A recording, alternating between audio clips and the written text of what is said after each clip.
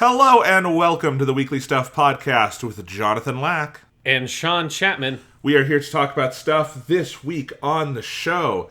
It is the next part of our Batman on Film series. We are getting pretty deep in the series because we are reaching one of the most iconic moments in Batman and superhero history with 2008's The Dark Knight. You may have heard of it. It is a movie that looms rather large over pop culture, and one that I think we've both been pretty excited to revisit. Also, me realizing this movie is 13 years old. Fuck. Yep, that movie came out the summer after our freshman year of high school. It's like very easy for me to place because we're now at the point in Batman movies where it's like, by the time this movie came out, I was like into movies and shit. Yes. So it's weird to think about. I mean, by the time this movie comes out, we're not that far away from the like prototype version of this podcast. No, we're not, and we're deep into me like having the blog that I'm writing and everything, and I would have reviewed this movie in print at the Denver Post, Your Hub. I vividly remember seeing this for the first time. We'll never forget that. Saw it on IMAX opening day in the morning, and I mean, this movie, because this was the first movie to ever be shot on IMAX cameras for the sequences that it is, and those are still incredible, like unambiguously, and were at the time, and my God, big part of my love of celluloid comes from this. I mean, just from that experience as a kid. So yeah, it looms large. I have complicated feelings on it now.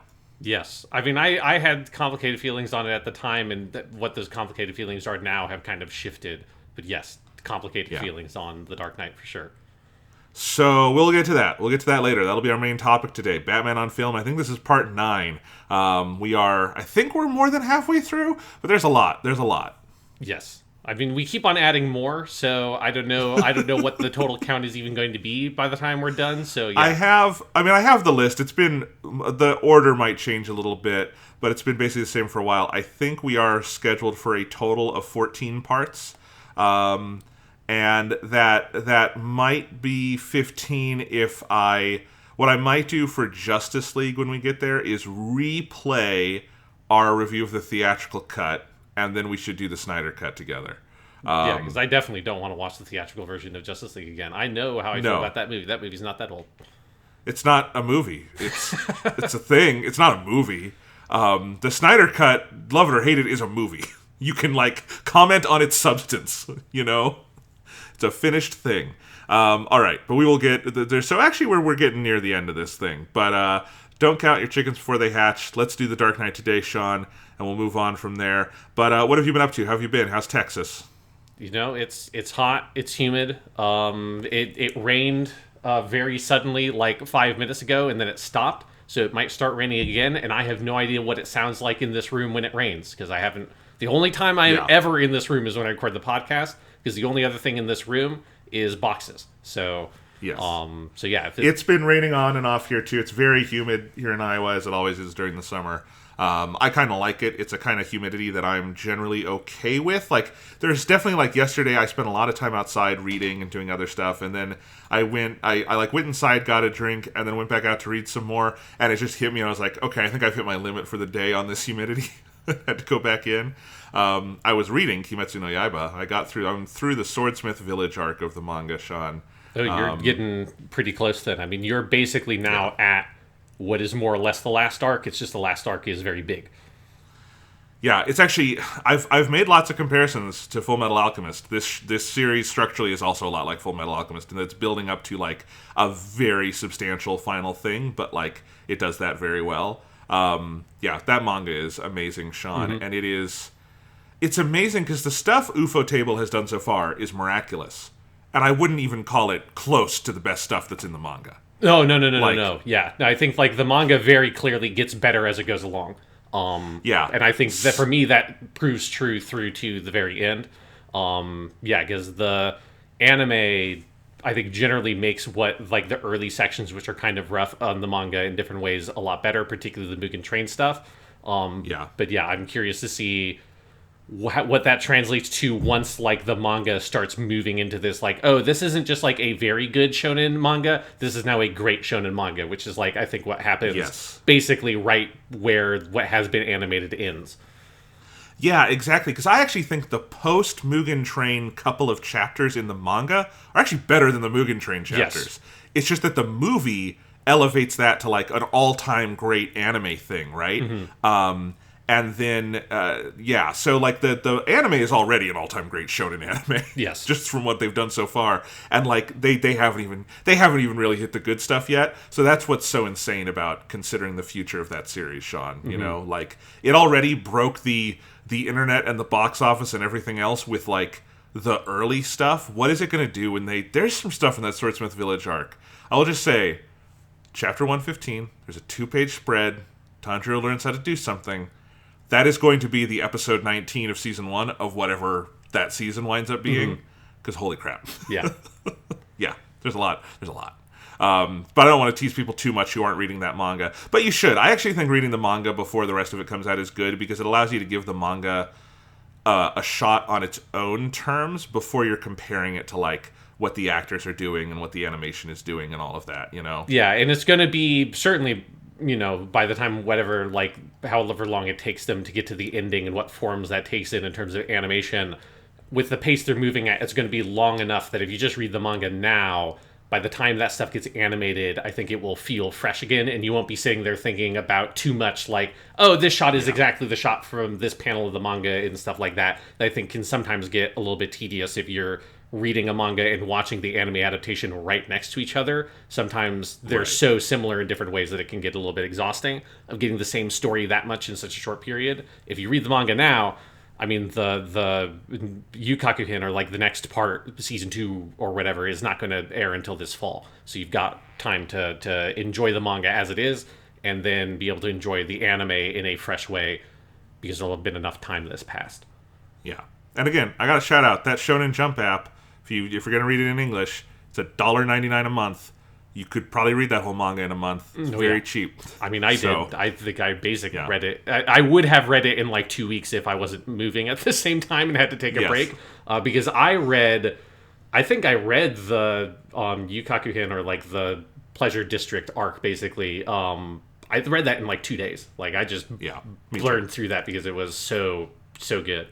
It's an interesting manga because I don't sit down and read like a little bit every day. I very much wait for a time I have to read a ton because it's just like the beginnings of arcs will be a little like, here, we're going to put everything in place. And then when it's off to the races, you just can't stop. Which makes me scared for this final arc. So, yeah. But it's great. Sean, last night I watched a Godzilla movie. Awesome. Yes, I saw your tweet and I'm like, very good, Jonathan. Finally, the time has come. My other seeds I've planted after we're done with Gundam. Now it's time for the Godzilla cast.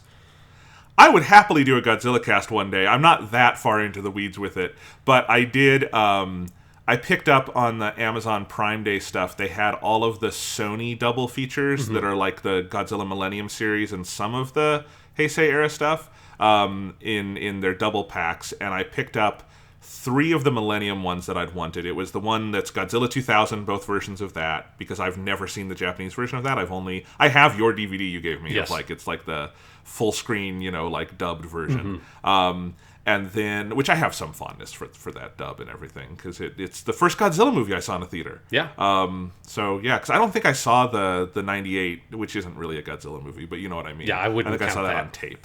No. But I did see Godzilla 2000 in theaters, and I was like, this is awesome. So anyway, I got that, and then I got the one with GMK, Giant Monsters All Out Attack, which is one of my favorites that you've shown me. And then that one has Godzilla against Mechagodzilla, and then I got the one with Final Wars and Tokyo SOS. Yes. So that's all the Millennium films except Megaguirus, I think.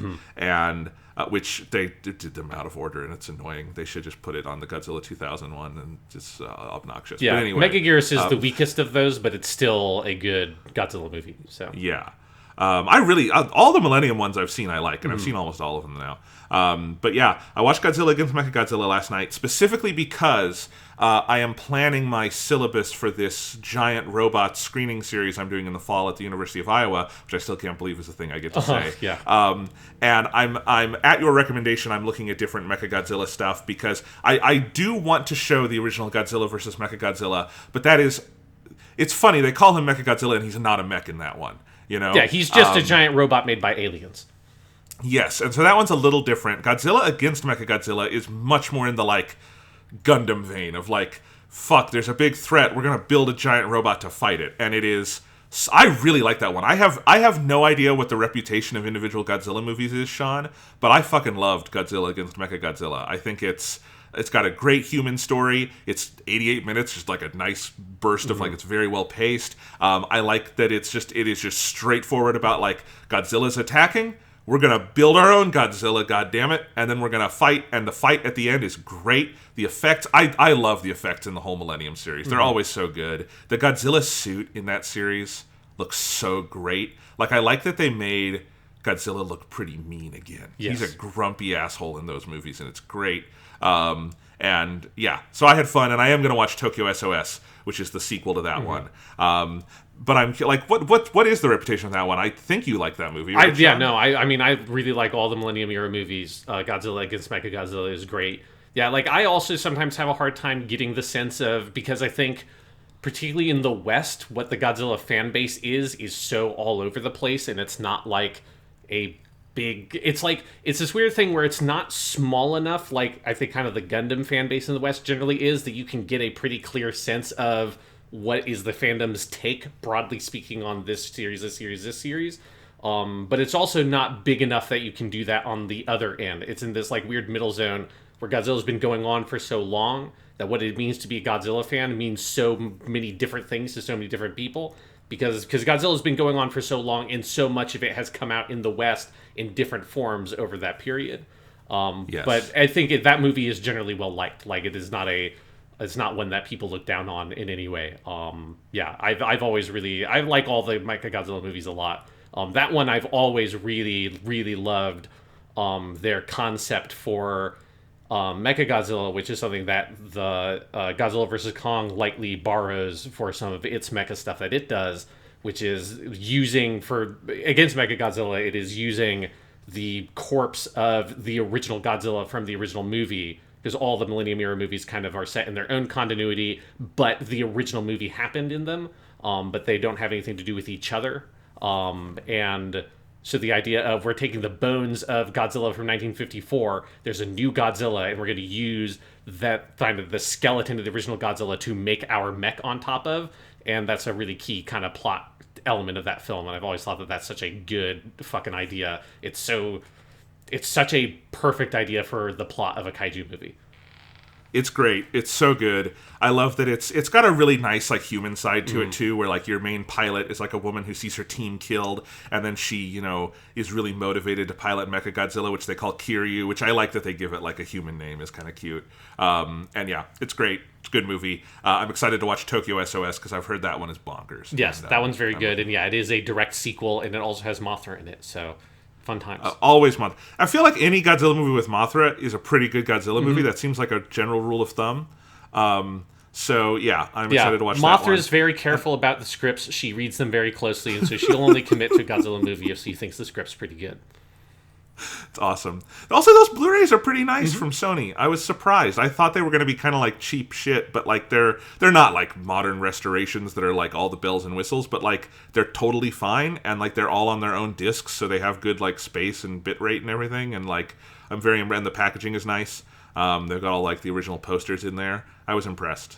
Usually like American rights holders, if they're not like Criterion, don't give a shit. Yeah, it was a fucking godsend when those Blu-rays came out, because the old DVDs were garbage. They were not good. And yeah, like they're not like, it's not a premium Blu-ray or whatever, but if people want to watch those movies, those are always on sale. Like they're very cheap to get, and they're like good versions of those movies.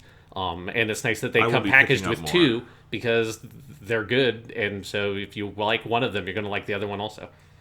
Yes. So, and actually, on a question on that, Sean. So, I don't know if I will have space to show 2 Godzilla movies in this class.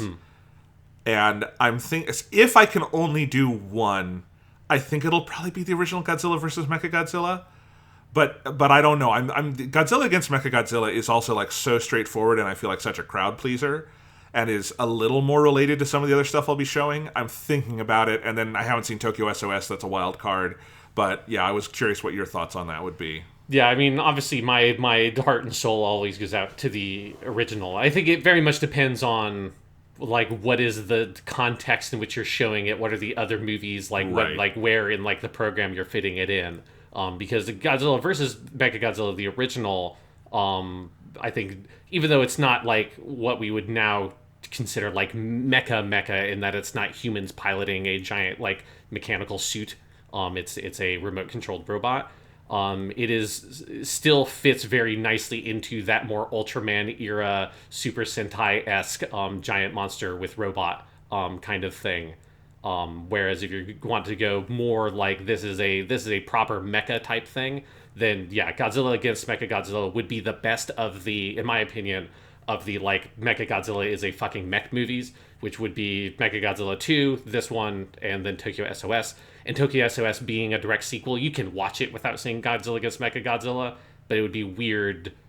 It's Right. not like, I think they're of similar qualities, and I would just show the first one because it also focuses on Mechagodzilla more. Exactly. So yeah, I don't know if the unit that we're gonna do Godzilla in is sort of called roughly. I'm calling it RoboCamp. Because it's gonna, and I think the original will be best for that, Yes. because that movie is camp as fucking art.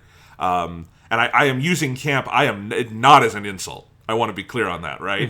And that original one is like the goods. But it'll be next to stuff like Transformers the movie, and if I can find a good one, I just don't know a ton about the series, but something Ultraman or Super Sentai is something I would like to do. There's an Ultraman movie from 2004 called Ultraman Next that I have not seen the whole thing yet, but I downloaded it, and it seems like that might be a good one, because it's sort of a modern retelling that is focused. But, you know, something from that I would also like to have. So those would all fit together nicely, it seems like. You could just show the Mighty Morphin Power Rangers movie. I've thought about it. You should think. I haven't seen that movie since I was like 8. I remember thinking it was very cool, though. They turned into ninjas over the course of that movie. The villain is named Ivan Ooze. I've now said all the things I remember about Mighty Morphin Power Rangers, the movie, other than that the Sega Genesis game fucking ruled. It got a full, like, Shout Factory collector's edition a couple years ago, so it's out in good form. And Transformers the movie is getting a fucking 4K Blu-ray in August. I don't know if you saw that. It's on, you can get it for like, the Steelbook is like $20 on Amazon now if you want to pre-order it. So it is getting, I love that movie is somehow getting a 4K Blu-ray. That's insane. I mean, now that you have my VHS, I have no way of watching that movie anymore, so I guess I should probably pick it up. No, I'm happy. I'm happy that VHS went to a good home. Yes, exactly. All right. Well, anyway, that's all kind of the stuff for me. I mean, I've been doing some other little odds and ends. I'm doing a summer program in Japanese. It's sort of an intensive that I'm doing to sort of help further my research skills for my PhD. Just to back up, you and I were in Japanese classes together at the University of Colorado back in the day. Yes. And then when we got to Japanese 3, I had to kind of back off, because I was doing my bachelor's and my master's at the same time, and that was the semester I was starting my master's thesis. And doing daily Japanese 3 on top of that was a little too much. And so I've been doing a lot of independent study in the years since, but I'm sort of getting into a more academic rigor version of it. So that's been fun, but I haven't had a ton of free time. I did pick up the new Mario Golf Super Rush. It's great. It's a really, really good Mario Golf game. And if you like Mario Golf, you'll know if you'll like this, but like, this is Mario Sports done right. I found Mario Tennis Aces, which is the only other sports one they've done on Switch, a little lacking, and I don't like tennis games as much. I feel like they're better as like a mini game and something bigger. Golf, though, I think golf is one of those games that is like fun in a video game for just completely different reasons than it is in real life. Like it's a very like strategic kind of sports game, and I really like it. And Mario Golf is the one that I've sort of played before, and this one it's got a ton of variety. It's got a lot of different modes. modes. It's very challenging. That's true of most of the Mario Golf games. And the main campaign that you do, where you play as a Mii and go around, is really good. The writing with the different characters is very funny. It introduces you to all the modes. It's got a lot of good challenges. So I don't have like a full review of that right now, but I will just say from what I've played so far, it's addictive and I'm enjoying it, and that's a lot of fun. Awesome. Yeah, I've heard scuttlebutt that people seem to like that game. People like the Mario Golf. I like Mario Sports. I wish, like, I would also like a new Mario Baseball. Like, Mario Baseball is another one that they've done really good with, but I don't think they've even made one since GameCube, maybe. The Strikers is the one everyone loves on GameCube. And I would love to see something like that again. I would love to see something where maybe they do a couple more, because on the Switch we've only had tennis and golf, and I feel like there's more you could do. But I'm glad to have golf. That's the one I would pick if I could only have one, so I'm glad they made it. Yeah, I hope they make a new Super Mario Strikers, but instead of it being a soccer game, which is what the original was, I hope it's about Mario unionizing and striking Nintendo. Because I feel like they probably don't pay Mario enough, considering his qualifications. He's a doctor, he's a certified plumber. He's saved the Mushroom Kingdom 1,000 times at this point. He's an astronaut. Yes, he's an astronaut. He's a professional athlete in like 5 different sports. He's a construction worker. He's Mario Maker. He heads whole crews of construction. He's owned and managed his own chain of hotels. Like, I mean, the guy is so qualified, and they pay him fucking peanuts. So I hope that Mario goes on strike and gets what's coming to him. Super Mario Strikers, but it is about labor unions and labor rights, and it like walks you through the history of it all, and like Cesar Chavez is a playable character in the Mushroom Kingdom. I think that'd be great. Yes. I'd go for it. Yeah, and the last boss is the CEO of Nintendo. Yeah, and yet at some point you get to go like kick the U.S. Supreme Court in the nuts, because they've just been gutting labor rights over here, including this week. But that's a topic for another podcast, frankly. Any other stuff or news or anything, or do you want to just dive right into The Batman? No, yeah, I have been playing a new, sort of new, kind of old video game, but is new for me. So last week on the podcast I talked about playing the demo to Stranger whatever, to Paradise Final Fantasy Origins, the title of that game. I can never remember what fucking conjunction they used in that title. Paradise Lost Final Fantasy. Exactly. Final Fantasy Origins, the Team Ninja Square Enix team-up game that is made by the Nioh team, and the combat was really fucking awesome, and everything else was kind of rough. But playing that, I was like, you know what? I haven't played, actually, Nioh 2, and I loved Nioh 1, but I own Nioh 2, I just hadn't gotten around to it yet, so I was so jazzed off the combat that I just started playing Nioh 2. That game fucking rules. That game is incredibly good. So for people who don't know or have kind of forgotten just generally what Nioh is, it's a Souls-like type game made by Team Ninja. The first game came out, I think, 2017. It was in my top 10 games of that year. I really loved it. And it's very combat-focused and combat-intensive. It's very systems-heavy. You have 2 different weapons you can pick or have equipped. From a wide selection of weapons. You have a huge number of combos. Every weapon has 3 different stances, high, medium, and low. They're like counters and stamina management and all kinds of stuff. So it's a really systems-heavy, combat-focused take on a Souls game. And that first game I really loved. Nioh 2 is a really great sequel in that it takes all that stuff that was great about the first game, and is a very strong iterative sequel where it's not trying to sort of like reinvent the wheel. It's taking the foundation of that first game very directly, like it reuses enemies and animations and stuff. So like it is not trying to make a brand new game. It is using directly the foundation of the first game, but it's making so many smart tweaks at every single level to kind of really refine it. And it is, I just think, such a smartly made sequel, looking at what did and didn't work about that first game and just dialing everything into like the perfect amount. I'm like, I don't think I'm like super far into the game, but I've played a fair amount. I'm in the 3rd region for people who have played it, which is, I think my character's like level 45 or something. So I've played a decent chunk. And I've just been having an absolute blast with it. One thing that's really great about it, that's different from the first game, is you create your own character.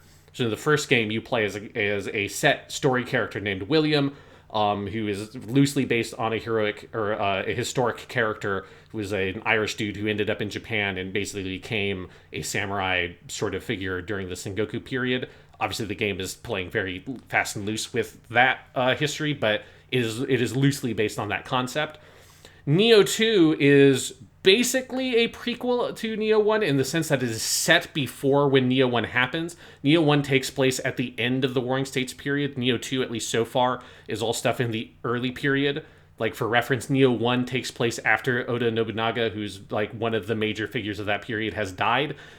Early on in Nioh 2, your character ends up in the service of a young Oda Nobunaga who's just beginning to sort of go out and start conquering territories around Owari, which is where he's from. But you make your own character, and your character is, they call a Hanyo or a Shiftling, which you are half demon, half human, because the whole world of Nioh takes place in feudal Japan, but also with like dark Japanese folkloric elements. So there are yokai or monsters, and they are very kind of gross, Witcher 3-esque kind of designs in terms of that kind of sort of dark fantasy, but with Japanese folklore instead of like Polish or Eastern European folklore like Witcher 3 does.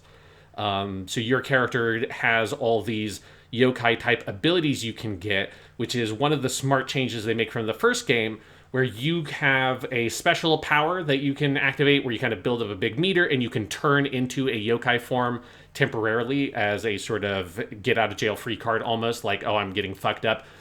Like, let me kind of press this button, spin my meter, turn into a big yokai, and smash some shit for a little bit, which is a lot of fun. But you also can absorb the abilities, basically, of enemy yokai. And it's kind of interesting because it's sort of, it is a dot, or like kind of connects the line from Nioh 1 to that Final Fantasy Origin game, which also deals with you absorbing and using enemy powers. In Nioh 2, sometimes when you defeat yokai enemies, they will drop their soul core, and you can pick that up and kind of slot it in, and you can have two equipped at the same time that let you use one of that yokai's sort of signature moves. So, like, one that I really like a lot is the Enki, which is a big demon monkey with a spear, and one of his main moves is he jumps up high in the air and throws a spear down at you. And so you can get his soul core and equip that, so you can spend a little bit of that meter to use this kind of ranged attack that is particularly effective against enemy yokai. And then that also gives you, within your yokai range of abilities, is a counter that you can use against certain moves that the yokai enemies will use against you.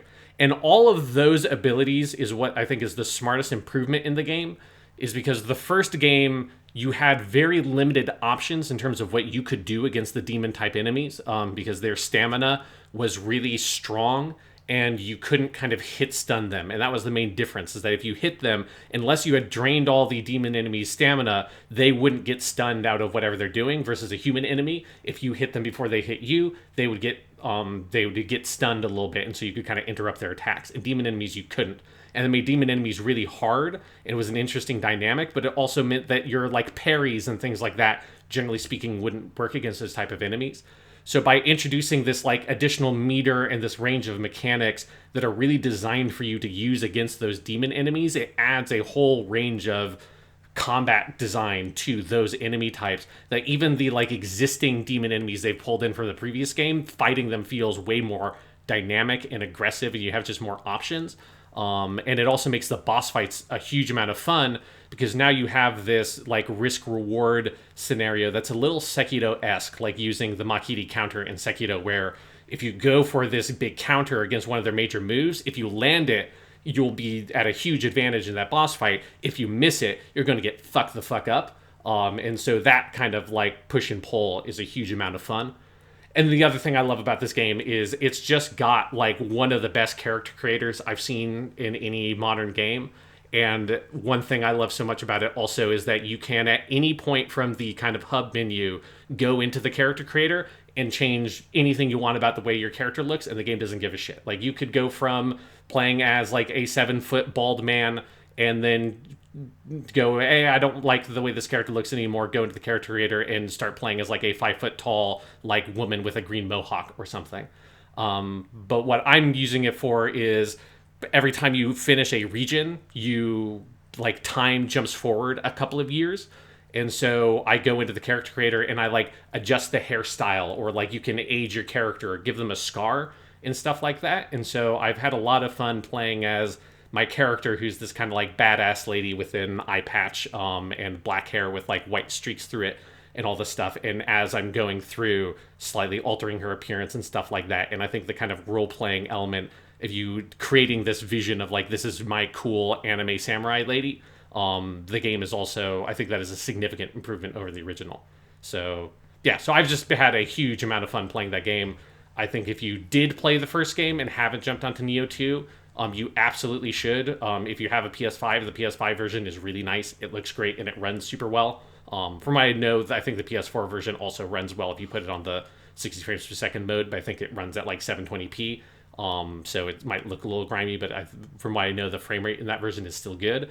But if you haven't played Nioh 1, this would be the game to get. You don't need to have played Nioh 1 to get any of the story stuff.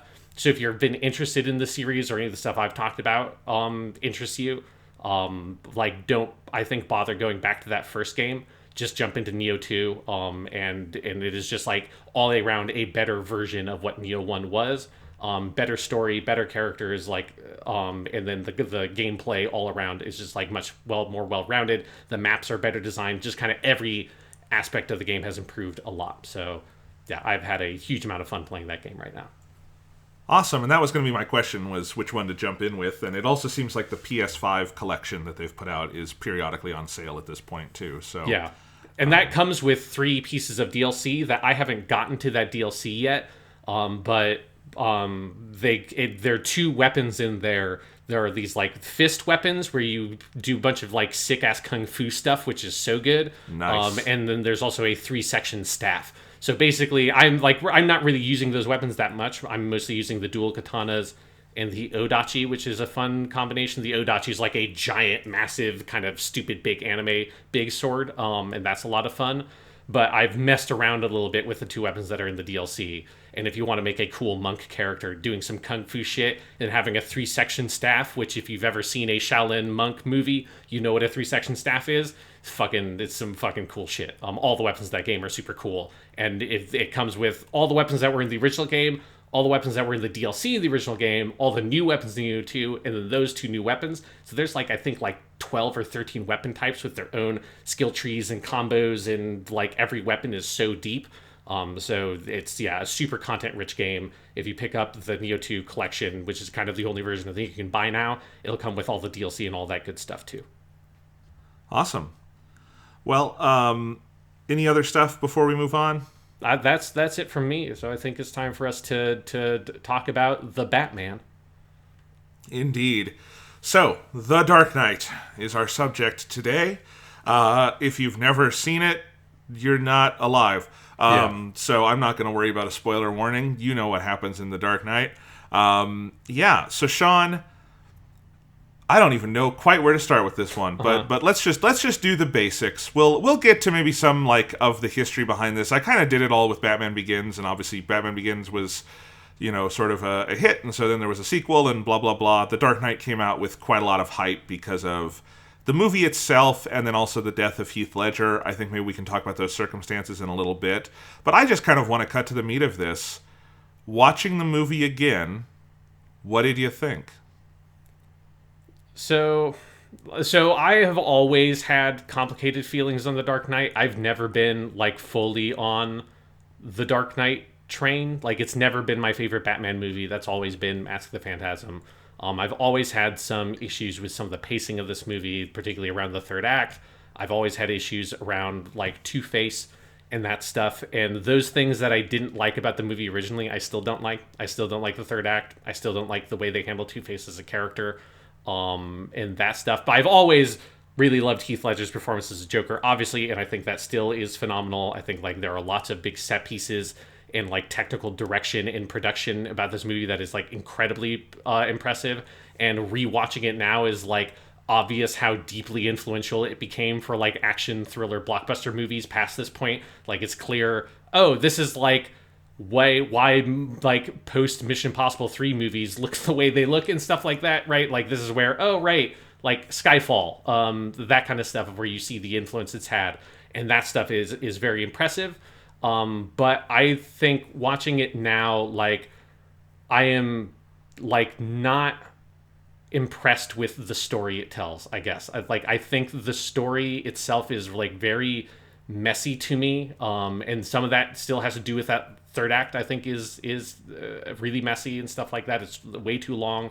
It tackles more than it can chew by having the two villains. Like, all that kind of stuff is there, but it's more like looking at this movie and thinking about, like, what is the movie trying to say? What are its like politics? What is it trying to be as a story? And I'm kind of conflicted on either it has no idea the answers to those questions. It's just like my sort of thing I said last time about Christopher Nolan is very good at making movies, and his movies are very dumb. And I think that proves true for The Dark Knight, very much so.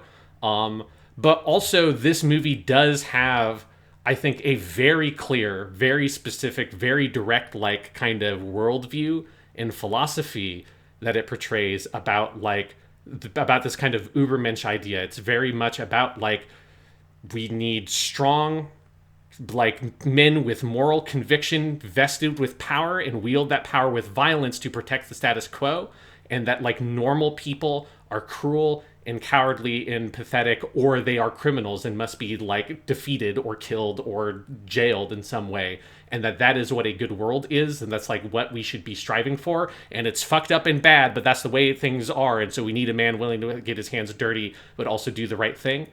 And it's so much a movie that is about that. It is very, I think, like, kind of comprehensive in its portraying that worldview, and I find that worldview very gross.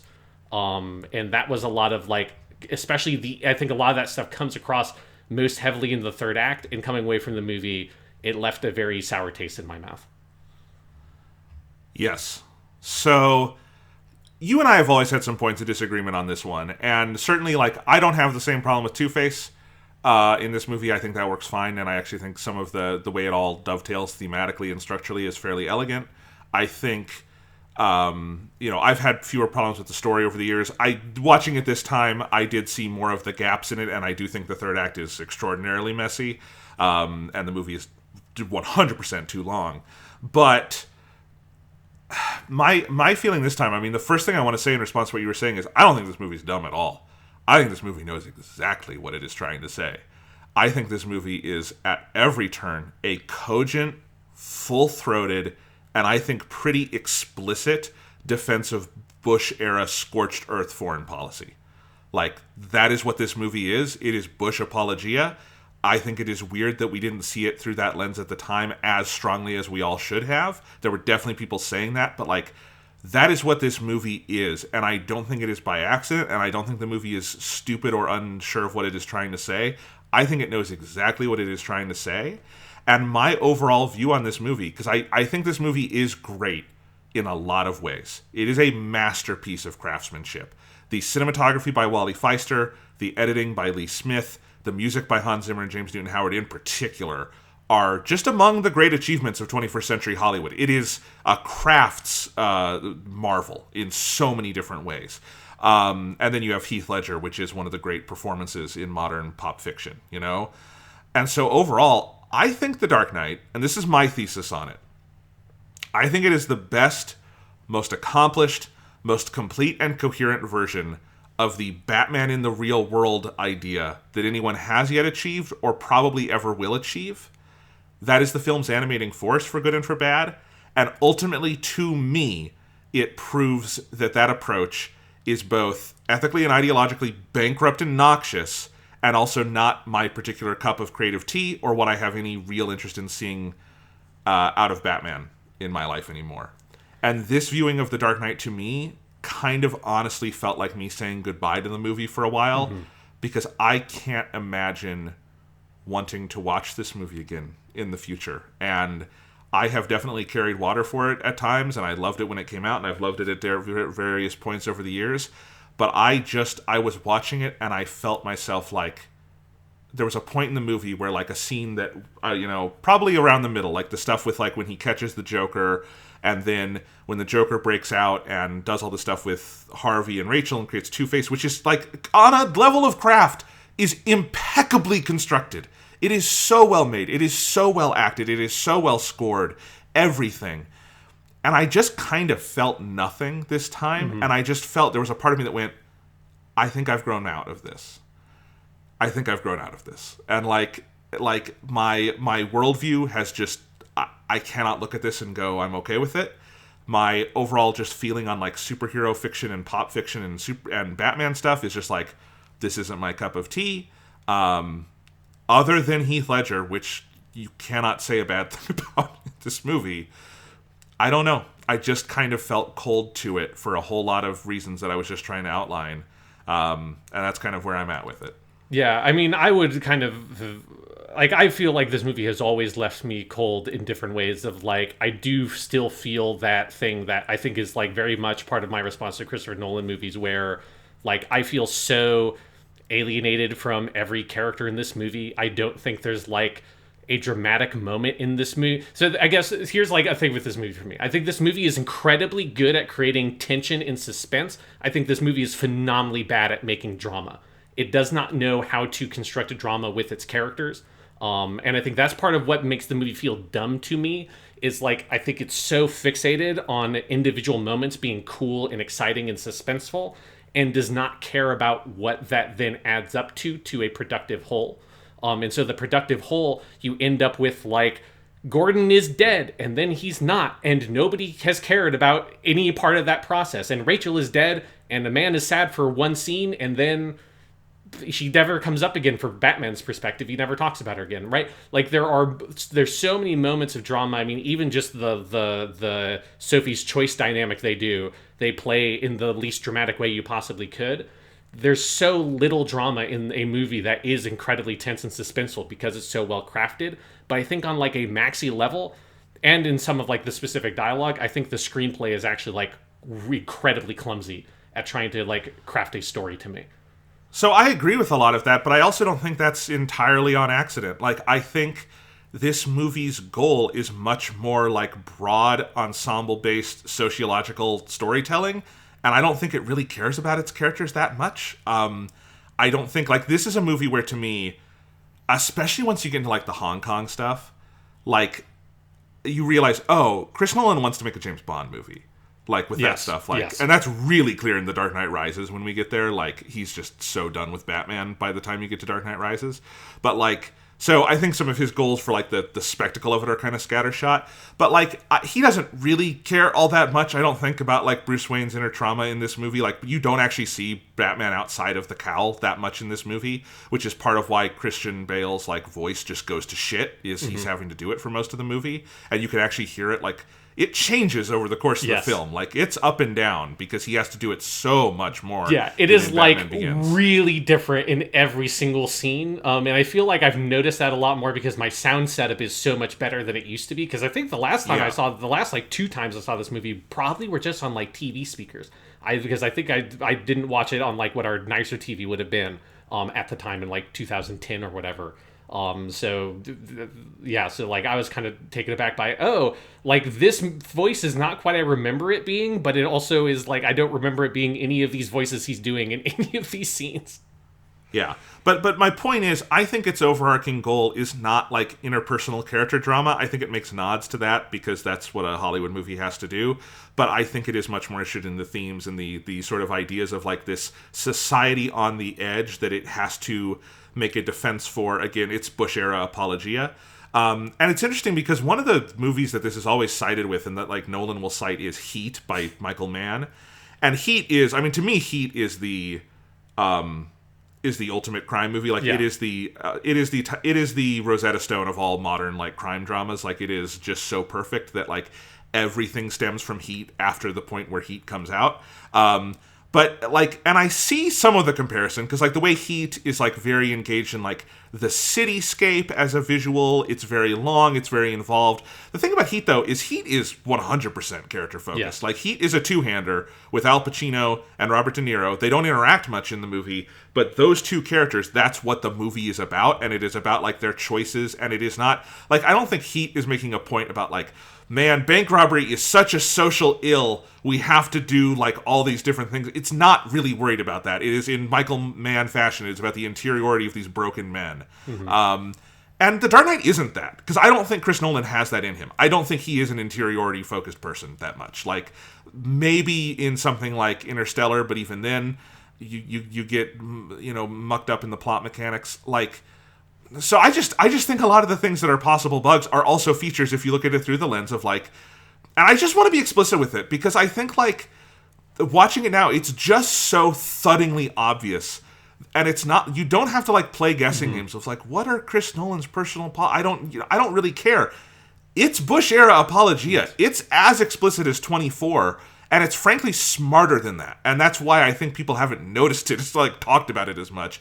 It's not as, like, in your face with it, but it is a very developed version of that. Like, it's not stupid about what it's saying. It's pretty, like, it constructs a world so that it can construct a worldview. That's the goal of the film. Yeah, no, and I agree with all of that. And I guess I would, maybe part of where I feel the movie is dumb is that, one, Batman is, like, it is such a, like, bad thing for him to try to do this through in so many ways, Yes. which we'll talk about. Like, and not even just in terms of, like, theme or whatever. I mean, just in terms of, like, one of the reasons why this movie is so messy is because he's trying to do a spy movie with Batman, and it doesn't work. Yes. For a lot of reasons, and that's dumb. It's like a dumb thing to try to do. But also, it's like, at the end of the day, making a movie that is Bush apologia and that is, like, says so many things in this movie that are just, like, there's so many scenes and lines that are just, like, phenomenally fucking stupid because they are, like vocally supporting, like, a phenomenally dumb worldview that it is, like, so full-throatedly and wholeheartedly backing up that it's kind of hard to watch it and not feel like, man, this is fucking stupid. Like, how could you possibly have written this scene or that scene or juxtapose these things and not see how kind of, like, gross what you're saying is? And that feels very dumb to me. Yeah, and you know, I made this comparison last time because, like, with Zack Snyder's Justice League having come out, there's been renewed discussion about, like, some of the ideology in his films and stuff, and he's been on the record saying that he's a liberal, he's not a conservative, and I take him at his word on that in his own personal life. But, like, there is, like, Snyder has the, like, sometimes fascist imagery, and he obviously has an affinity for Frank Miller imagery and stuff like that, and Ayn Rand gets brought up in his films. And so there's a lot of questions. But I just don't think you can look at most of Zack Snyder's filmography and come away with, like, a coherent, like, this is a very clear worldview that is coming from this work. It's a lot more scattershot than that to me. Like, you know, Snyder's Batman v Superman quotes Frank Miller imagery more than Nolan's films do, but I think Nolan's films are way closer to the themes of a Frank Miller book than Batman v Superman is. Yeah. Like, Batman v Superman is clumsy at it, but that movie is about Batman realizing he is wrong and that Superman is good at the end. Frank Miller would never fucking write that in a million years, and I can totally... And, like, Chris Nolan has the same thing. Batman is always right. Yes. He is never wrong. He is unimpeachable. That is not something that you get in the Zack Snyder stuff, honestly. And I hate that I'm coming out, like, defending Batman v Superman in the Dark Knight episode, but, like, it's a worthwhile comparison to make because I think the Nolan films have kind of skated by on this without a lot of attention, and they're just much more coherently conservative. And I think coherent conservative is more dangerous and more worth pulling apart than, like, clumsy. Yeah, I don't know. And this is something you said on the last episode about Batman Begins, that I mostly agreed there, but I think Batman Begins is a very clumsy movie. Like, we talked about it then, but it's like basically two movies together. It's the first act and the third act, which are that part, and then the middle part is like Batman Adventures, and that's the part that's good. The second act of Batman Begins, and now that I've rewatched Dark Knight, I don't feel like I need to rewatch The Dark Knight Rises to make this statement. I will put my foot down and say that the second act of Batman Begins is the best Batman thing, that is the best part of any of these movies, as like a cohesive sequence, that is of the Nolan movies. Yes, of the Nolan movies. Yes, Yeah. no, like, I mean, Batman Returns and Mask of the Phantasm and Return of the Joker, all three of those are better than any of these. And Batman 66 is also better than this. But I would very much agree that The Dark Knight is that. The Dark Knight, it is very specific, and it repeats it multiple times. It's part of the thing where, like, and I think one of the reasons why it gets by is because it sets up all those same ideas at the beginning of the movie in such a way that, like, I feel like a well-written film would then argue against those ideas or show some change or something around it. But no, like early in the movie, Harvey Dent sets up specifically what the world, like the film's like philosophy is. And in that whole, like, you either live long enough, blah, blah, blah, blah, blah, to see yourself become the villain, all that shit. And it's like the line he says before that is where he talks about the Caesar.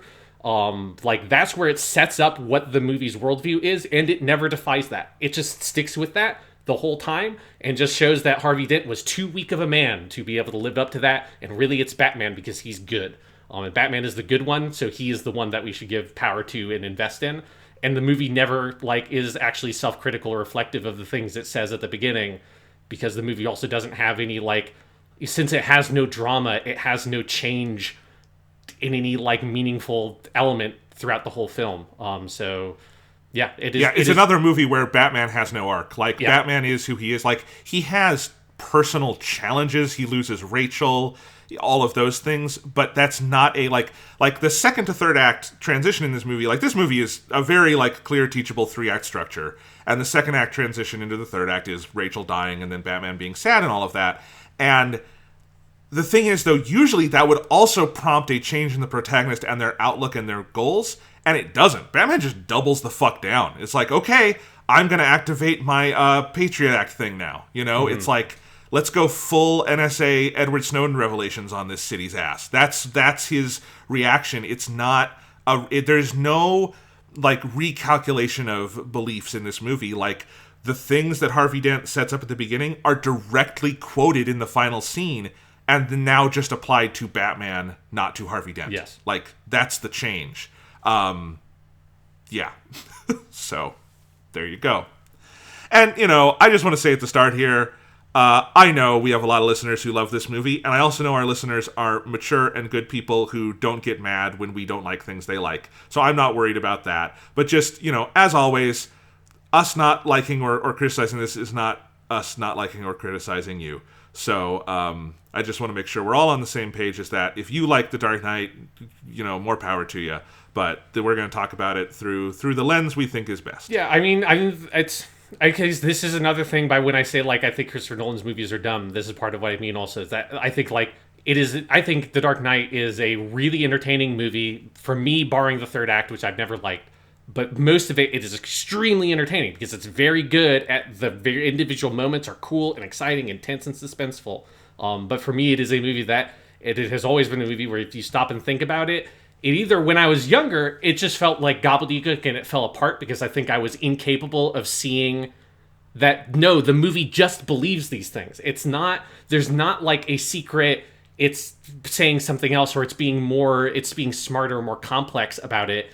I just couldn't get my head around no, it is just supporting those beliefs. Like, it is just about how Batman is infallible. It is just about how, like, people are fundamentally cowardly and bad, but then there's only a few good people and they are the ones who should have power. Like, that is just what the movie believes, and I think when I was younger, I just couldn't get my head around that. So the whole ending of the movie always felt like gobbledygook to me. But yeah, like, so, but if you don't think about it and you just watch the movie and just turn your brain off, like, it is fun. And I think that is, like, a fine way to experience the movie. Like, and I think that's kind of how most people like it in many ways. It's just like, it's got some really good chase scenes. Fucking Heath Ledger steals every scene he's in and is incredibly entertaining to watch. It's like, it's a good experience as, like, an action thriller, but when you stop and think about it, it is a movie that I think is incredibly gross. Yeah, and I guess I don't know how to flip that off. Yes. Because it's asking you to. It's just, the movie is so inviting that, and, you know, and I think also that, just speaking for myself, but Sean, I think you will probably agree with this, in the last couple of years, I'm just in a period of intense reflection on this, like, period of American history, because this is when we grew up. This is when we came into, like, political awareness and consciousness, was in the waning Bush years and then early Obama years. And, like, I don't know, America was just so fucking asleep, you know? And, like, we all were. And, like, you know, Bush was reelected and doubled down on a lot of shit. And, like, by the end, he was unpopular, but, like, it wasn't it didn't feel like there was this, massive, like, we really need to reanalyze all the terrible shit we did. Obama came in and the Obama administration just looked forward and didn't do any backwards looking, like, let's reevaluate the shit we did. And I just think the older I get and the more I look back at, like, what a pivotal decade that is, and yet one where we were all so kind of just asleep at the wheel politically at a certain point. And, I think there is a lot of art that needs to be sort of reckoned with from that period, and I think this is one of them. And so it's got a different, valence to me now than it did as a kid. And, like, I do think, like, if you try to just look at this as a Batman Joker story and not take real world politics into it, which I think is hard because I think the movie is asking you to. But if you can, like, it does tell an interesting, Batman Joker story in the sense of the Joker sort of pushing Batman's buttons, and the Joker, one thing I think is interesting about this movie is that the Joker essentially wins in the end. He does get Batman to do what he wants him to do. But, like, I just think it's within this larger context that I find, as we keep saying, just harder to stomach. So maybe we should just dive in there and just do this sort of thematic breakdown, Sean, and get into more specifics. Yeah, let's do it. So, where should we start with that? I think I actually want to start with the Joker. Okay.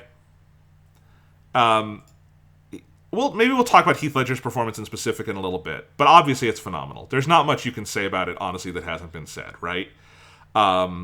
It's probably the most, like, epochal performance to come out of a comic book movie, at least in the 21st century, Like, in terms of its mark on pop culture, it's just so big. It's lightning in a bottle. I think the best thing Nolan does as a director in this whole trilogy is standing back and letting it happen.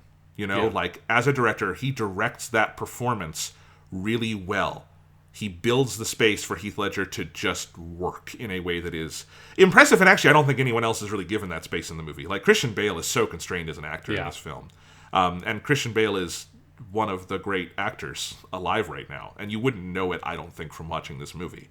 But it kind of struck me this time, Sean, that maybe Heath Ledger is just too good for this movie.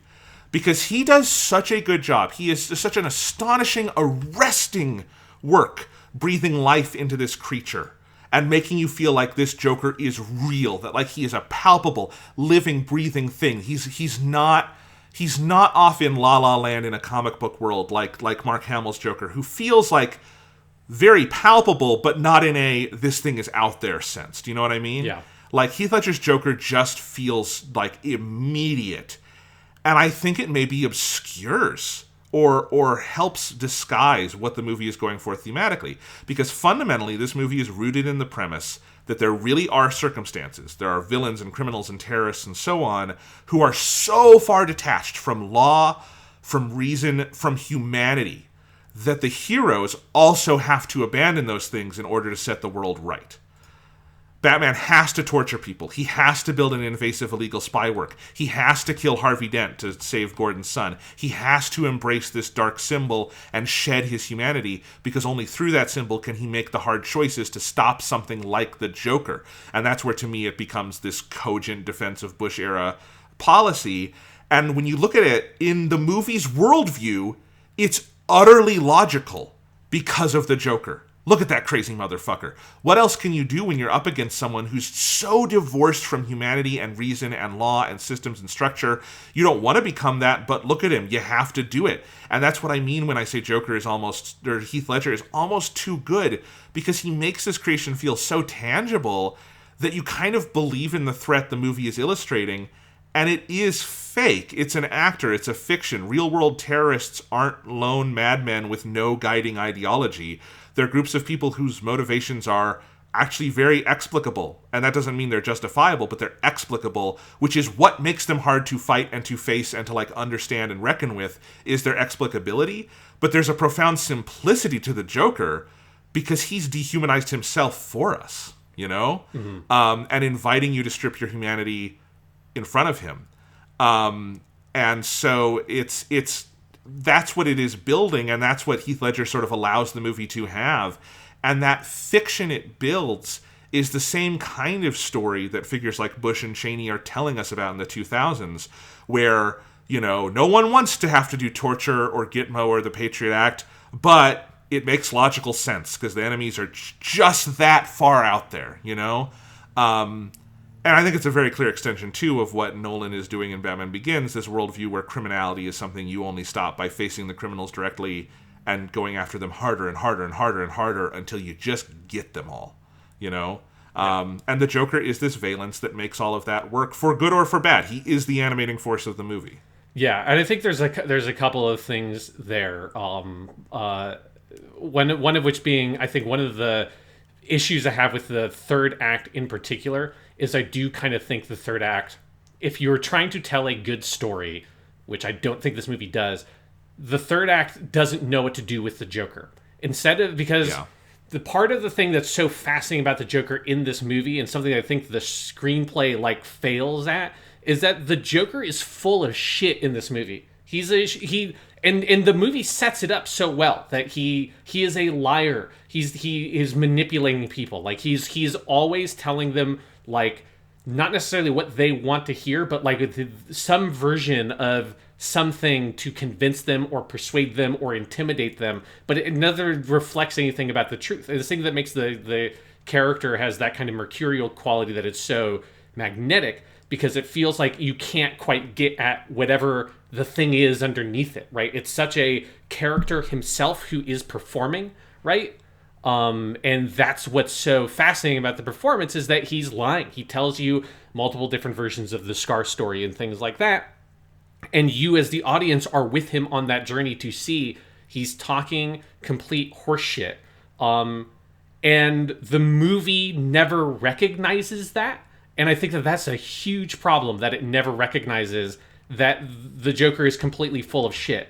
And so when you have, in the third act, you have the scene, and I've pulled up some of the quotes from this movie, because I think the writing in the movie is, like, really bad, again, in that kind of big structural way of, like, it feels like you don't actually know what you're doing with the pieces you put into place, where the Joker has his whole speech to Harvey Dent. And the huge problem with this movie is that this speech should be a thing that it then sets up for later Batman or some character to call Joker on all of this, because this is horseshit. None of this is actually reinforced by either reality or what you see in the movie, really. But the movie just accepts this and never defies it in any way, where he tells to Harvey Dent, it's the schemers who put you there where you are. You were a schemer. You had plans. Look where it got you. I just did what I do best. I took your plan and I turned it on itself. Look what I've done to this city with a few drums of gas and a couple of bullets. Nobody panics when the expected people get killed. Nobody panics when things go according to plan, even if the plan is horrifying. If I tell the press that tomorrow a gangbanger will get shot or a truckload of soldiers will be blown up, nobody panics, because it's all part of the plan. When I say that one little old mayor will die, everybody loses their minds. Introduce a little anarchy. You upset the established order and everything becomes chaos. I'm an agent of chaos, and you know the thing about chaos, Harvey, it's fair. And that's like a really great scene. It's a great speech. Like, he acts the hell out of it. The Joker's full of shit. There's nobody in the movie that is more of a schemer than he is. Like, what the fuck are you talking about? You're an agent of chaos. Like, it's horse shit. So here's the thing. I think in some ways that's the best written scene in the movie and the worst. It's like this weird fulcrum for me. Because I agree, like, the point of the Joker is that he's a liar who tells different people different things to get to his goals. And the Joker has goals in this movie. He has plans. He has schemes, right? And so what he's telling Harvey there is a lie. He's lying through his teeth, and, like, that's very obvious to the viewer. But there's no point where, like Batman's ultimate heroic act versus the Joker in this movie, and this is something that the Batman has been doing to the Joker since the very fucking beginning, is beating him with words, right? Mm-hmm. Like, I think one of the biggest mistakes this movie makes is that the Batman and the Joker's final confrontation is a fist fight. That's stupid. Batman should punch the Joker out, and then they talk, because that's how every great Batman-Joker interaction ends. And what the Batman needs to do is tear down the Joker's worldview in some way, right? And, like, say to him, you're full of shit. He needs to call him on what you're talking about, Sean. And, like, a lot of the Mark Hamill stories end that way, right? A lot of the best Joker stories in the animated series, in the comics, in other movies, that's where they go, and that's where the Joker is often very interesting. They broadly gesture to that with the idea of the boats didn't blow up, and so therefore people aren't as bad as you think they are, Joker. But that's not the Joker's main, like, worldview, really. Like, that's not the fucking point. The point is anyway. Yeah. I don't want to get too off track here, but the point is, there is no, like, ideological reckoning, and in fact, Joker does win. He gets Batman to do what he wants, because what the Joker really wants is for everyone else to be as bad as he is, and make the world worse, right? And that's what he gets Batman to do. He gets Batman to go kill Harvey Dent. He gets Batman to do these horrible things in terms of, like, invading people's privacy to fight him. He gets Batman to come down to his level. The Joker just wins. And I don't think there's a real reckoning with that in the movie, because there's not a real, like, Batman understanding the Joker's bullshit. Yeah, no, and it's this thing where, like, it's hard for me to tell if... And this is where it's like, I just, like, am confused by elements of this movie. Like, does the movie understand that the Joker's full of shit? Like, does the movie actually know that? Because it feels like if you know that, you have to do something with it. You can't just let it coast through the whole movie and you don't develop it in any way. Like, it's something that's really fascinating to watch this movie so close to having rewatched Return of the Joker, where I'm, like, just utterly desperate for Terry McGinnis to fight this version of the Joker, right? Because yes. like, you want that scene, you want that confrontation, and that confrontation doesn't have to be like in Return of the Joker where Batman comes out victorious. You can still have, like, the Joker win or whatever, if that's, like, you want to have that kind of really dark resolution and all that kind of stuff. But you have to address what you're doing with the character. And, like, his horseshit about chaos and anarchy, and it's like, what the fuck are you even talking about? Like, it has nothing to do with anything else in the movie. Yeah, and then another scene I want to zoom in on in terms of talking about this side of the Joker, and this was a moment where I was like, oh, fuck, like, I remembered this scene, but I didn't remember this line of dialogue that kind of opens it. Is near the middle of the movie. This is the scene that ends with the very famous line of "Some men just want to watch the world burn," which we'll talk about. How dumb that like it is, the line that sounds very cool and it's just not true, which is true of a lot of dialogue in this movie. It sounds nice, but it's just not accurate to anything in the real world. But in that scene, you start with Bruce Wayne and Alfred are talking about the Joker, and Bruce Wayne says, "Criminals aren't complicated, Alfred." And I spazzed right after Bruce Wayne said that, because I'm like, really? Like, you know, with, like, just go refer to a lot of the stuff we talked about in Batman Begins about the treatment of criminality in here. But this line of, "Criminals aren't complicated, Alfred, we just have to figure out what he is after," and that it's like this so just direct statement, much more, I think, direct than even anything that Batman Begins says about, no, criminals are like individual bad people who want to do bad things for bad reasons, and that's it, and there's nothing complicated about it. Don't worry about it, Alfred. They're just not complicated. And it views criminality as a war of attrition. Yes. It views it as, this is very, I mean, by the time you get to 2008, this shit is so outdated. Like, this is 90s, like, Bush 1 Clinton era stuff. Like, you know, it's a war of attrition. If we just get more cops on the street and we get more criminals off it, that's how you lower criminality, is you just, if there's 1,000 criminals, you arrest 500 of them, there's 50% as much crime, right? That's the movie's worldview. Like, and we talked about it enough with Batman Begins, but it's fucking nauseous. Yes. And then, so Bruce says, "Criminals aren't complicated, Alfred, blah, blah, blah." And then Alfred says, "Respectfully, Master Wayne, perhaps this is a man you don't fully understand either."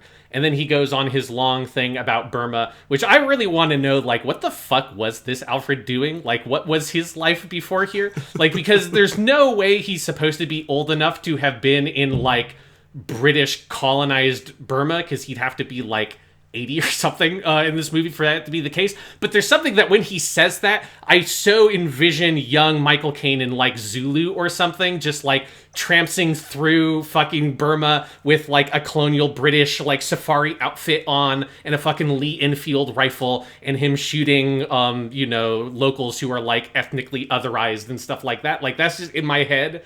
That is what the scene he's talking about. I think that's what it's supposed to be. Maybe the timeline doesn't quite match up, but, like, I very much think, like, Chris Nolan is a middle-aged white British guy.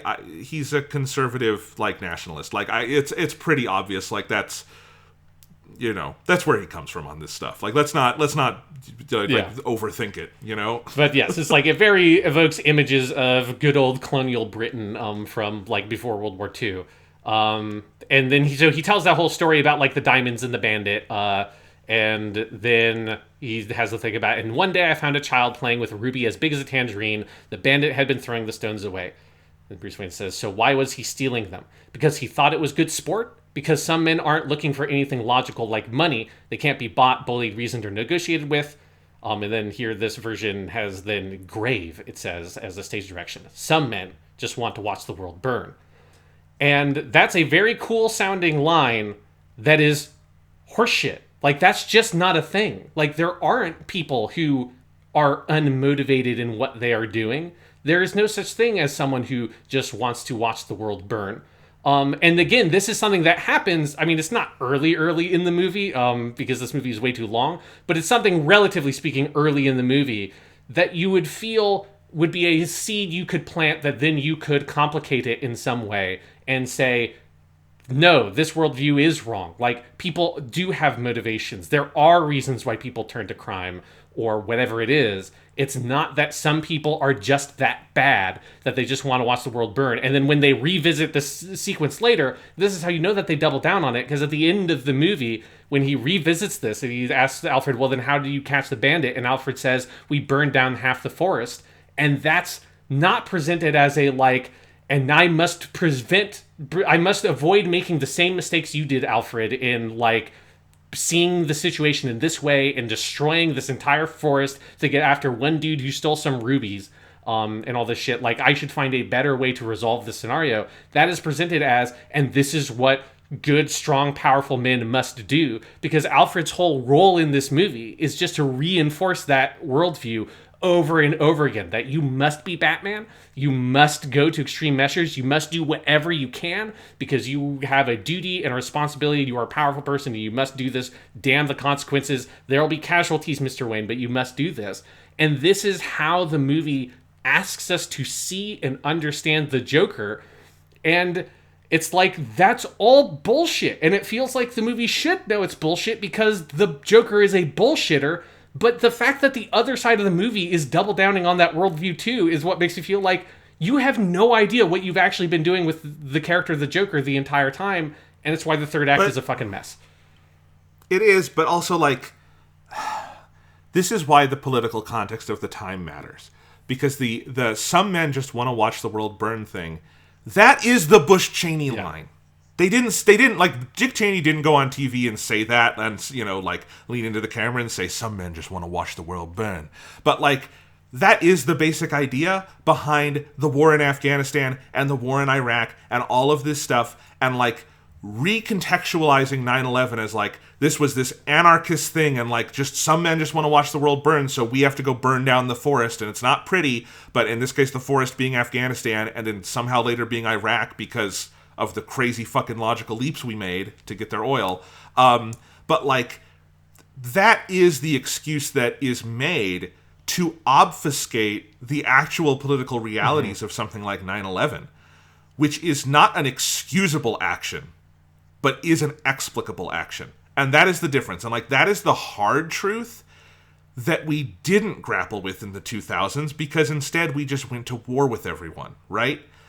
Because the hard truth is that that was a horrible, horrible culmination of a long string of United States choices in the Middle East and things, that went wrong in the region and that we specifically did wrong. And it was, like Osama bin Laden did not do that for anarchy. There was, like, an explicit political purpose. And the horrible tragedy of America in that period is that we did exactly what he wanted. Like, we did what the terrorists wanted. The terrorists wanted the United States to horribly overreact and wrench itself apart and do all of this fucking shit. We did the things that were, like, the goals of 9/11, basically. And just like in this movie, Batman does the things the Joker wants him to do. The Joker wants Batman to come down to his level and fuck shit up with him, and Batman does it without the awareness that that's what the Joker does. And I don't know how aware the movie is of all of this shit. I don't think it really is, but that is like the fiction that is being sold. I hope, Sean, that doesn't sound like me coming across as like defending terrorism. That's not what I'm trying to say. No, but what I'm trying to say is that like there was a specific lie told to the American people to simplify those events so that we could do horrible shit out of it. Yeah, I mean, the bottom line is that things don't happen for no reason. Like, yes, there are always motivations, and like there's a long, complicated history that leads to why 9/11 happens. Like, it's not some evil people who happen to not look like middle class white Americans who are bad, and therefore they flew planes into buildings. Like, and if you want a piece of media that's from very right at this period of time that we have talked about in depth that deals with this stuff in a smart way, you can listen to our Double O Gundam podcast, because that's what Double O Gundam is about like the world is allowed to believe that just like there are evil people out there that are committing like military acts just because they're evil and want to destroy the good lives that we innocent people lead. And it says, no, like all of us people, like we are culpable in those things too. Like we have created the situation. Like we fucked all that shit up. We fucked up that whole side of the world. Like, we're still seeing all of that. Everything that's happening in Israel and Palestine. Like, that is all shit that is coming out of that post-World War II era with the fucking United Nations and NATO and the decisions we made. And, like, and that is, like, that blood is on our hands, too. And it's not just because either Israeli people are evil or Palestinian people are evil and we have nothing to do with it. And it's not this unmotivated thing. All of it has complicated material and political reasons and motivations and historical factors that lead to these actions. And if you just look at it as there are just some people, bad people out in the world, all that then tells you to do is that then we need some very strong good people to go kill the bad people and everything will be fine. And that's what this movie says. It just says instead of killing them, he just has to punch them very hard and put them in a jail. And it's like so noxious the way the movie reinforces that so heavily. Kind of. The film actually is an apologia for killing, too, because Batman kills at the end. But the movie doesn't ever note that fact, really. It's like almost even hard to tell that fucking Harvey Dent's supposed to be dead in that scene. But it is like, the Joker has that thing about, like, I'm going to make you break your one rule, because the Joker recognizes that Batman won't kill him, which feels stupid and so incidental to this movie, because there's no clear reason why this Batman doesn't kill. Yeah. I don't know, whatever. Because he did. In Batman Begins, he killed a bunch of people, and we talked about that. And he's a liar who, like, is a hypocrite and justifies things for himself, but he does kill people. Anyway, but yeah, that's my point. Is that, like, that Alfred speech, and because it's delivered in Michael Caine in a very nicely written little monologue that sounds very profound, I think it's easy to overlook that it is propaganda, essentially. Like, it is inventing this story where, one, somehow someone stealing a couple rubies is worth burning down half a forest for. I'd really love to hear. I really wish Alfred said that, and then Bruce turned to him and said, "What? You did what, Alfred? You burned down a..." They were supposed to go to the Queen, you know? Like, it was her fucking rubies, you know? Well, exactly. But, like, it's again, the movie is justifying extreme measures by portraying a world that is extreme and unexplicable. And the world isn't unexplicable, sadly. It's very difficult to understand sometimes. It's very complicated. There are very, very rarely easy answers or simple solutions. Which is why, if you're going to justify a war, especially if you're going to justify two wars, one of which involves a country that had nothing to do with anything involving 9/11, you need to make easy targets and scapegoats, right? And that's the whole goal here. And the Joker provides a really easy one, because he serves himself up on a silver platter to be that thing, you know? Yeah. And having this conversation is giving me flashbacks to being in high school and having arguments with people about this exact line at debate tournaments, of like someone who was on our debate team like being like saying this line to me and being like, I mean, it sounds cool in the movie, but you know that that's not true, right? Like, it's like there aren't just people, like, it's so, if you try to take the line seriously, it's so on its face of it just wrong. Like, no, there aren't people who just want to watch the world burn. That's dumb. Like, that's obviously not true. But people really like that fucking line. I think it was in the trailers. Yeah. It sounds good, but like it works and it's popular for the same reason why, presidents get popular when they say let's go to war, right? Mm-hmm. Like it feels like action and it feels like an easy explanation. Because there is no one-line soundbite of what you should do in the face of horrible things like that, right? Yeah. There is no easy, simple little Michael Caine speech. There is no digestible soundbite. And yeah, and to back up, like, because I forgot, like, one of the original points I also wanted to make by bringing up that specific full sequence is also I find it very funny that, like, Bruce Wayne saying the line, "Criminals aren't complicated, Alfred," is followed up by Alfred going, "Well, actually, Mr. Wayne," but it's not, "Well, actually, Mr. Wayne, Master Wayne, criminals are complicated because crime is complicated and there are all these factors that lead to crime happening." Instead, it's him, "Well, actually, most criminals aren't complicated. But some criminals are complicated because they don't have motivations. You can't just figure out, well, this man just wants to steal money because he's greedy. Sometimes they just want to kill people." It's the opposite of that. It's saying most criminals aren't complicated, but some are even less complicated, is what basically, he's saying, yeah. Right? Yeah. So, okay.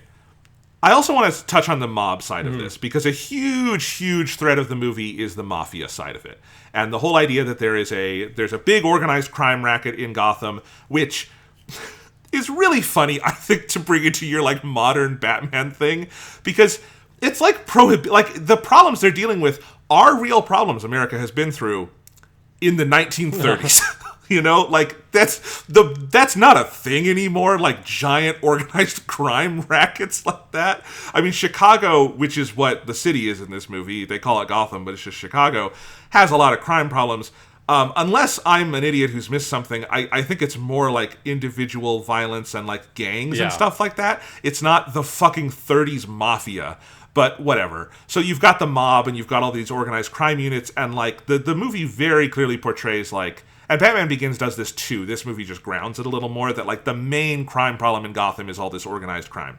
And Batman is, I guess, solving that by taking out low-level guys.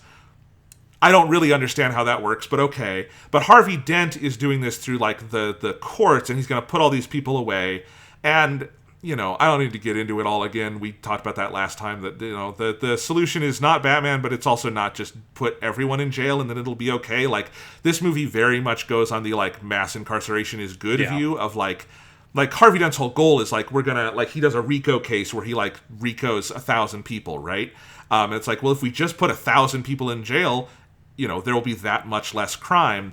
We know mass incarceration doesn't work. Yep. That's just a fact. That's not an opinion. That's a fact. So the movie's wrong on that too. But putting that aside for a second, the movie's whole thing is like the stuff with the mob and the mafia and all of like the interrelated money stuff. This all gets fairly sidelined by the time the Joker is like the big bad firmly by the midpoint of the movie, and that it's kind of there in the end with Harvey Dent, because he's killing like the corrupt people who like led to Rachel's death. But that is like a main underlying thing in the movie. And the first act is like really devoted to all these machinations where Batman and Gordon and the Joker and Harvey Dent are all going after organized crime together. It's mildly inspired by The Last Halloween. There's the scene on the roof that is like a slight recreation of this scene that's in The Last Halloween. You mean the Long Halloween? What did I say? Last Halloween? Sorry, The Long Halloween. And so it's like this three-person dynamic. Batman, the vigilante, Gordon, the cop, Harvey Dent, the attorney. Like as these three prongs to fight crime together. And then you get into the whole stuff with the money and Lao and the Hong Kong adventure. And I think this is a whole web that's fascinating to untangle as well on the movie's like politics. Because before it even gets to the broad-scale terrorism stuff that the movie is largely concerned with, it is also about like what is needed to like deal with just crime in cities. And again, it's like, it's really incoherent if you view it on that level, because it's just like, it really feels like Chris Nolan learned about America through like 40s gangster movies, and never updated his point of reference. It feels like he read his Batman Year One and The Long Halloween and those comic books that are like broad inspirations for different elements of this movie, and he didn't translate any of the pulpy sensibility of those stories, because it's like Batman Year One and The Long Halloween. I feel like we talked about this a little bit on the last one, but like those are really pulpy crime fiction type Batman stories that have. They're set in like the kinds of scenarios like when Batman was originally written, Yes. as like 30s, 40s detective comics noir. They're not meant to be like, this is the, like, say what you will about Frank Miller. I don't think Frank Miller is ever in those comics saying this is what the 1980s is like in America. No, you know? yeah, Like, it's like it's taking some of that original concept of Detective Comics Batman, updating it and making it grittier. But especially, it's so stylized. I mean, take a look at any of Frank Miller's art in Batman Year One, or particularly Tim Saleh's art, which is fucking gorgeous in The Long Halloween. Like, it's so stylized, it's so excessive, that you can't read it as a straight representation of society. And like The Dark Knight doubles down so hard on just removing as much of the pulp and to completely get rid of any of the gothic element of the character entirely. And that's what makes it feel the most like Heat. That it's like very aesthetically similar to Heat, because it's about cops and robbers in a city, right? And like it's using that kind of same visual language. But even Heat has like a pulpy sensibility with the way it handles its two lead characters. It is just this movie. well, it's also Michael Mann, so it's got like the way it uses music and like lighting and all this stuff is so in a certain vein. Yeah. And this movie just excises any of those kinds of like stylistic flourishes or whatever, in like kind of genre flourishes, but it maintains like the Carmine Falcone crime family, which is in The Long Halloween. It's like a fucking, they like redo a bunch of Godfather shit. Like literally, like they visually quote The Godfather. There's a character in that is like a stand-in for Michael Corleone. Like, it's supposed to be a play on the literal Godfather, the fucking movie. It's not supposed to be a representation of like actual modern crime, which for then would have been the 90s. But like either way, it's just not supposed to be that. But he copies a bunch of those elements without changing them, other than there's like now a Russian dude who's part of like the mob group, and that's like the biggest addition he's made to that like cast of characters and that like version of crime that he's portraying.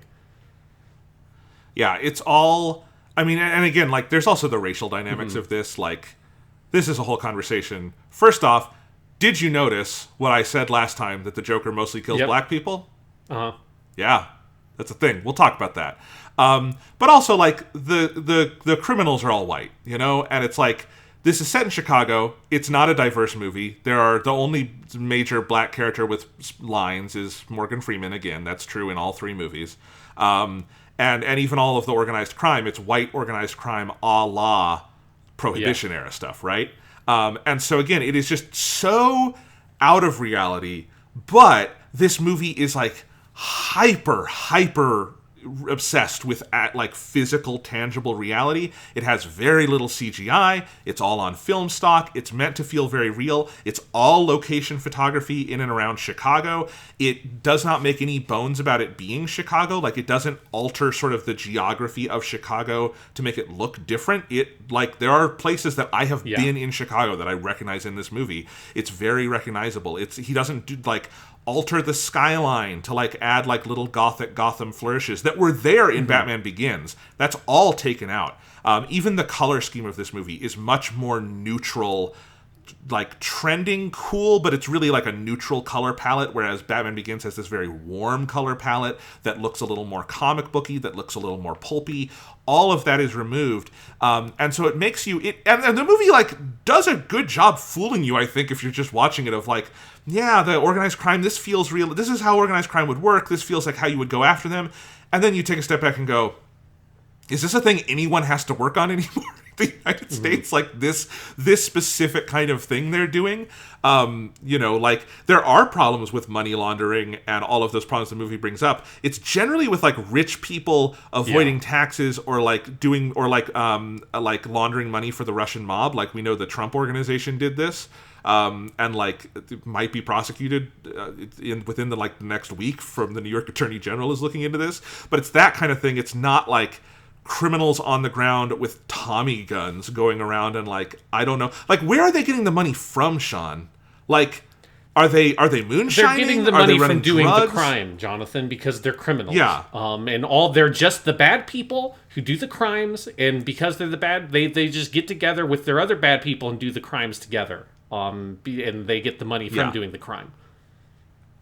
Well, it is like a good point. Like this, like the whole Dark Knight trilogy is so invested in the crime idea, but it's also like it makes crime very distant. Like you see muggings sometimes, I guess, but what like the organized crime units are doing is completely obscured from us. Like we never see Batman. Like, is he interrupting a drug deal? Is he? I guess in this one, you have the Scarecrow selling some of his fear toxin early on. But that's like as far as it goes. Yeah, and that's just your fun scene to intro Batman with an action bit. That's not like really a part of the movie. No, it's so. I don't want to get too in the weeds on this because it's not something the movie particularly cares about, but it's a major issue. And of course, you do have this whole first act thing with Lau and this guy in Hong Kong who's helping the mob with their money. Once again, I find this movie incredibly Orientalist, like the first one. I think that character is a very caricatured like Asian stereotype in American movies, and like the way that all of this stuff, like his whole thing is like, I'm very good at calculation, and like which suddenly he says with broken English despite having perfect English. And it's a line they like so much they had him say it twice. It's like just to make sure you caught the racism in it. And then let's talk about this, Sean. The first big thing Batman does, with the express involvement and motivation of the head of police in Gotham and the district attorney, is he goes to Hong Kong, kidnaps a Hong Kong national, and flies him back to the United States, where apparently he's eligible for prosecution. I'm 100% sure that's not real, but like either way, what the movie is like saying is like good for Batman to do there is fucking horrifying when you think about it for more than 5 fucking seconds. It is like, I mean, he is invading sovereign territory, kidnapping someone, committing like international espionage, and then bringing them back. Like that would be a major international incident that would like break like negotiations, like fucking bilateral talks between the Chinese and the US for like a decade. Yeah, like this whole sequence is the thing I was mostly talking about when I said earlier that like you can't do like your Mission Impossible or James Bond movie as Batman because Batman is not set up as that character, and there's two major reasons. Yes. And it's like one of the things that just like hurts the pacing and overall structure of this movie a lot is that this whole early section is so long, it's so detailed, it's so heavily invested in all this shit, and then after this, it's mostly irrelevant. Like, it comes up here and there, but it's not what the movie's about, and the first act just spends so much time on it, and it feels wasted time to me in the scope of like what the movie actually is. Yeah, like what is its narrative purpose in the movie? Is it's to get the stuff together so Dent can do his RICO case and kind of start rounding up the mob, and then the mob will be desperate enough to call the Joker in. That like series of steps, there's nothing wrong with that as a series of narrative steps, but it involving like this massive international trip to Hong Kong and all of this stuff is like, no one put a gun to Chris Nolan's head and made him do it. Right? Like, it's not a natural part of that story, and I do think watching it again, like, man, it makes that first act very long. It is just so distracting, and it just feels entirely like it exists just because he wants to have the cool James Bond type sequence. But like, part of the problem of also what that does with the pacing is like, Batman is not a secret agent for MI6 or whatever, right? So the structure of your super spy movie, Mission Impossible, James Bond, whatever flavor you're watching, is you generally start like maybe like at the end of what their previous mission is or something like that. You get some sort of good action intro to sort of set up the characters and stuff. Then they get their mission from whatever organization they're part of. You have the classic scene at the end of the first act where you get and this is what we're doing, right? Here's the plan, here's the steps, here's the bad guy, here's why he's a bad guy, here's what we're going to do. Then you have them try to do the plan. The plan mostly goes fine with a couple of hitches, and then it fucks up somehow, and then then you go into your third act and resolve it, and blah, blah, blah, blah, blah, right? Like, that's the generic structure of your spy thing. And one thing that's really important about that structure is that, and here's a person who can sit down and tell you what your mission is, how you're going to do it, walk you through the plan, all of that, and that's what your movie is about, is that thing. And here they kind of want to do that, but because they don't have the organization, you need a bunch of like extra plot steps to set that up. And then also because it's not what the movie is about, that whole thing is just this one like 10, 15-minute sequence early in the movie. And once it's over, it's done with. And it's just like, you're spending so much time trying to do all of this.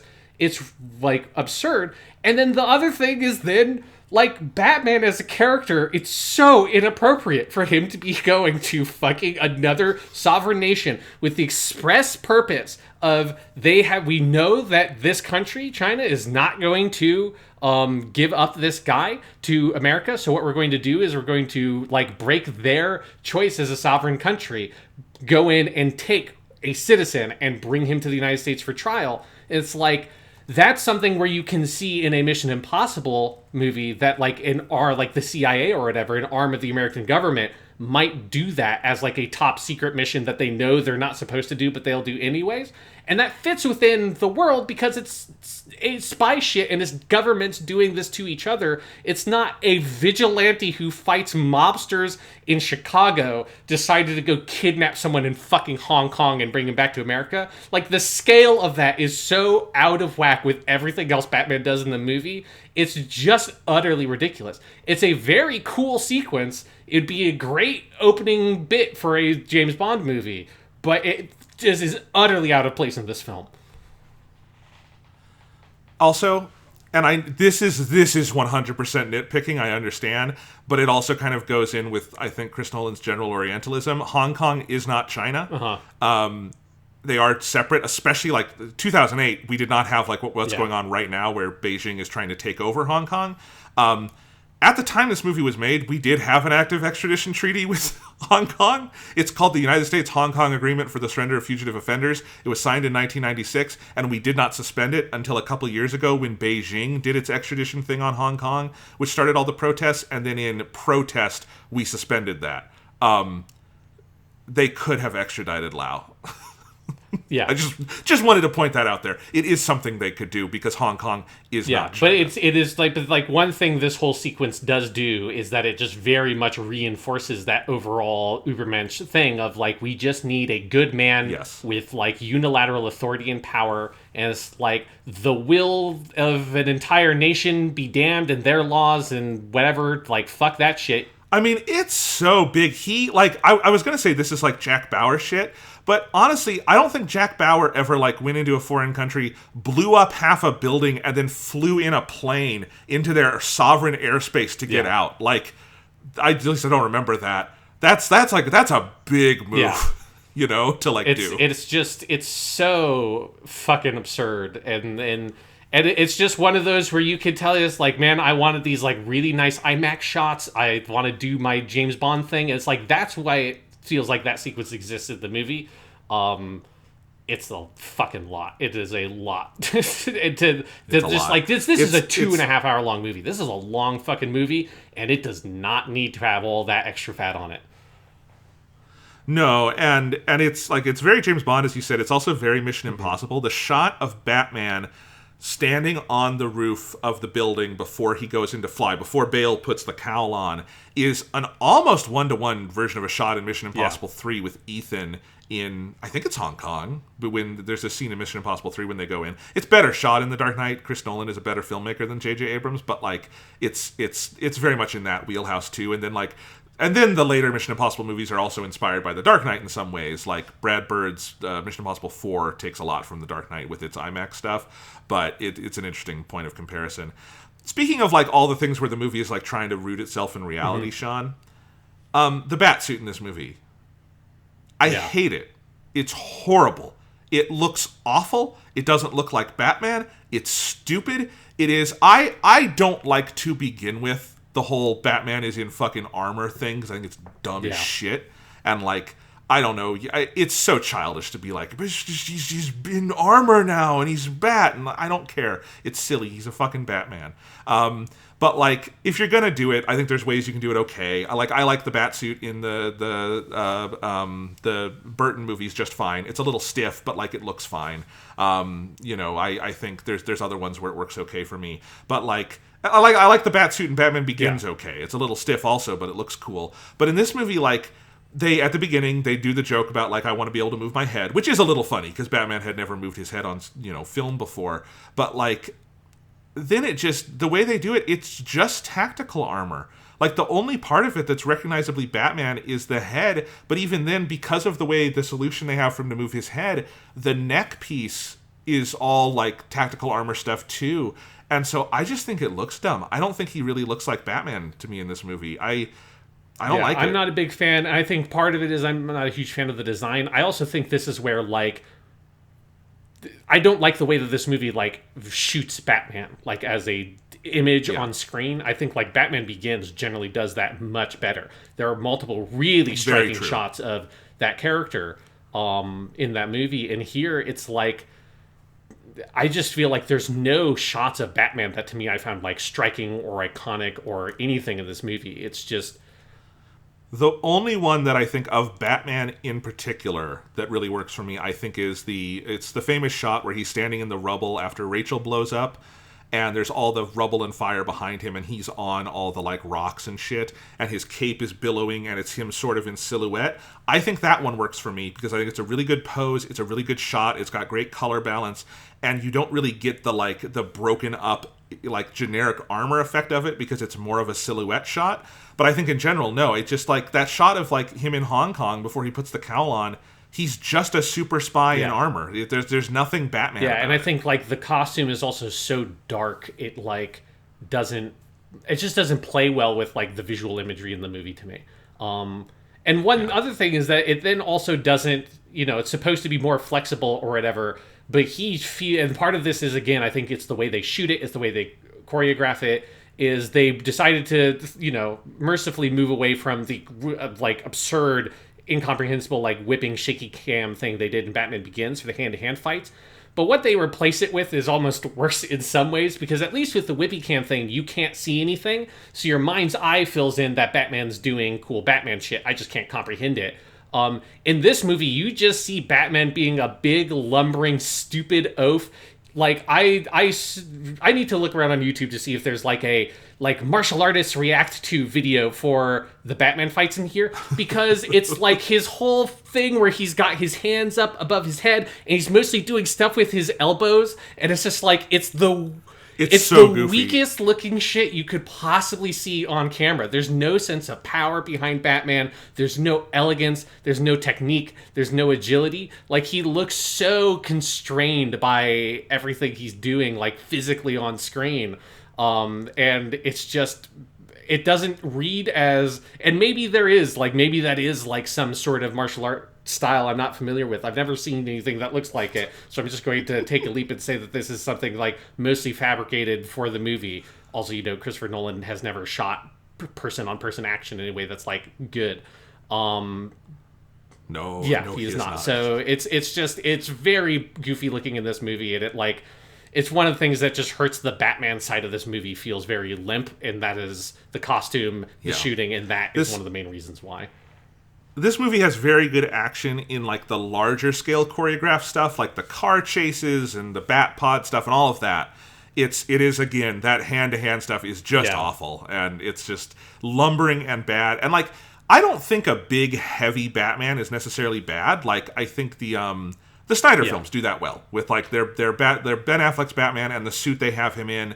Especially there's that one scene in Batman v Superman, and then there's some stuff in Snyder's Justice League as well, where I think it's kind of like the Arkham games. I feel like not that level of acrobaticness, because it's not a video game, but, like, it does feel like it at least feels like it has intentionality, and I don't feel like there's intentionality here. It feels like stuff that was choreographed on the day of, just to kind of get it done. Like, his fight with the Joker at the end is Yeah. awful. Like, and the dogs, which you made your one tweet about this movie, was that Batman kills 3 dogs at the end, which is worth pointing out. I didn't remember that about the movie, that, yeah, he gets attacked by the dogs, which is your Chekhov's dog sequence, where he gets bit by dogs early in the movie, and he wants his, like, armor. That's why he gets his armor replaced.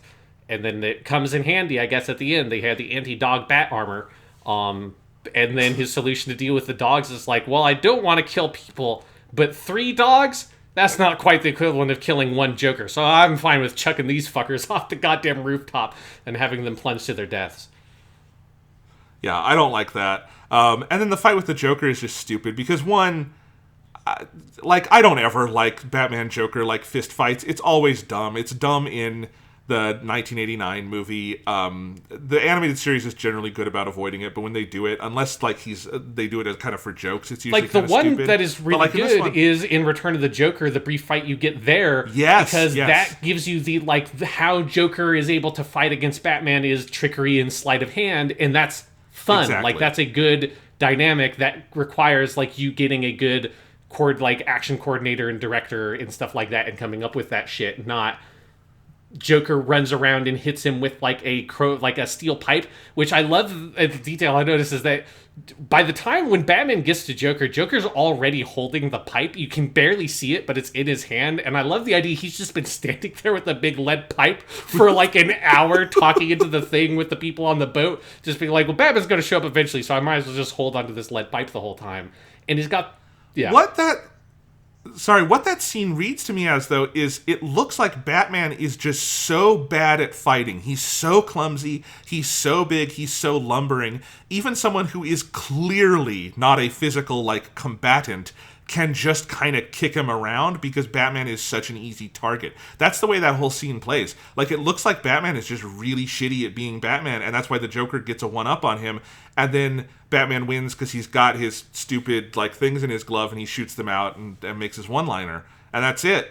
Like, yeah, it's dumb. It's something where I think the funniest part in that sequence is he has the whole, like, sonar vision thing he's using, and then he gets hit on the head or something, and Morgan Freeman's like, it's recalibrating, and Batman's desperately looking around, and the whole time, like, just turn it off. You've got eyes. Just look with your eyes. Like, why do you need the sonar? Like, I get you needed the sonar thing to find where the Joker was originally, but you've been trained in the ninja arts by fucking Liam Neeson in Tibet, where they were teaching ninjas for some reason.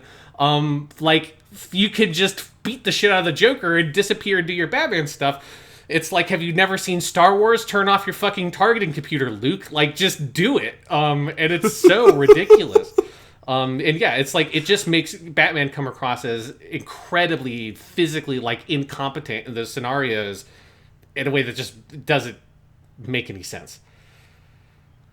No, I mean, he has Batman fight like you're like everyman hero in like an action movie who's like maybe big and like physically fit, but not like trained how to do this. Batman doesn't look trained to me in this movie. So whatever, who cares? All right, what else to go with in here, Sean? Should we talk about some of the characters and performances? Yeah. All right, let's start with Bale. It's the easy one. I mean, I think Christian Bale is genuinely one of the best actors alive. I think he is incredibly talented. I love him in so many different things. I don't think he really even gets to give much of a performance in this. I think he has some standout moments out of the cowl. I think the scene after Rachel dies, he's very good in that scene. And he has some dialogue there that he just delivers very well and very raw. And I like the image of him sitting in like his skyscraper with like the cowl on his lap, and like that's kind of cool. But boy, when he is behind the cowl, he is so stranded. And because he has to do it with that stupid fucking voice, and they give him so much more dialogue, and they give him like full exchanges where it's utterly inexplicable why he would keep doing the voice. It's borderline incoherent to hear and understand, and it's just laughable, you know? When he's going, this city just proved that they're not as bad as you think they are. And it's like, who thought that was a good idea? It's so fucking stupid. Yeah, I agree with you that it's also just an extension of the stuff that they couldn't do well in Batman Begins, where they just don't have like a take on the character. Like, it just is such a like bland, nothing version of Bruce Wayne and Batman. And it's like, where you can have Christian Bale do some stuff as an actor, it's like he does a good job. And I think one of the moments in this movie where like I fully realized that yes, like that second act in Batman Begins is for me by far the best of any of these three movies, is you get that one brief, merciful, shining moment of the chemistry that Christian Bale and Michael Caine had in Batman Begins, where they get to joke a little bit back and forth, and he just says the like, "Oh, I told you so," or like, I don't want to say I told you so," and then they start walking away, and then he says, "But I bloody well did tell you."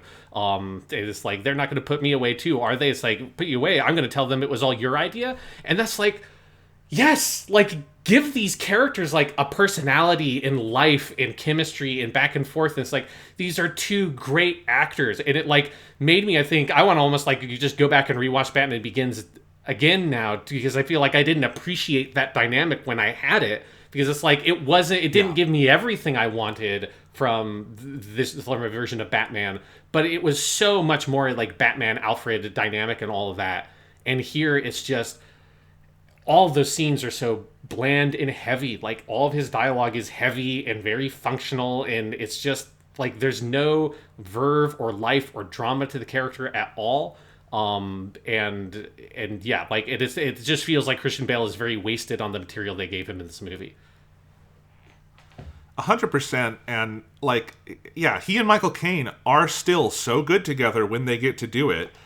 Of course, this movie does not make the mistake The Dark Knight Rises does of just taking Michael Caine away and just, you don't get to have him in your Batman movie anymore, because why would we have good things in a Batman movie?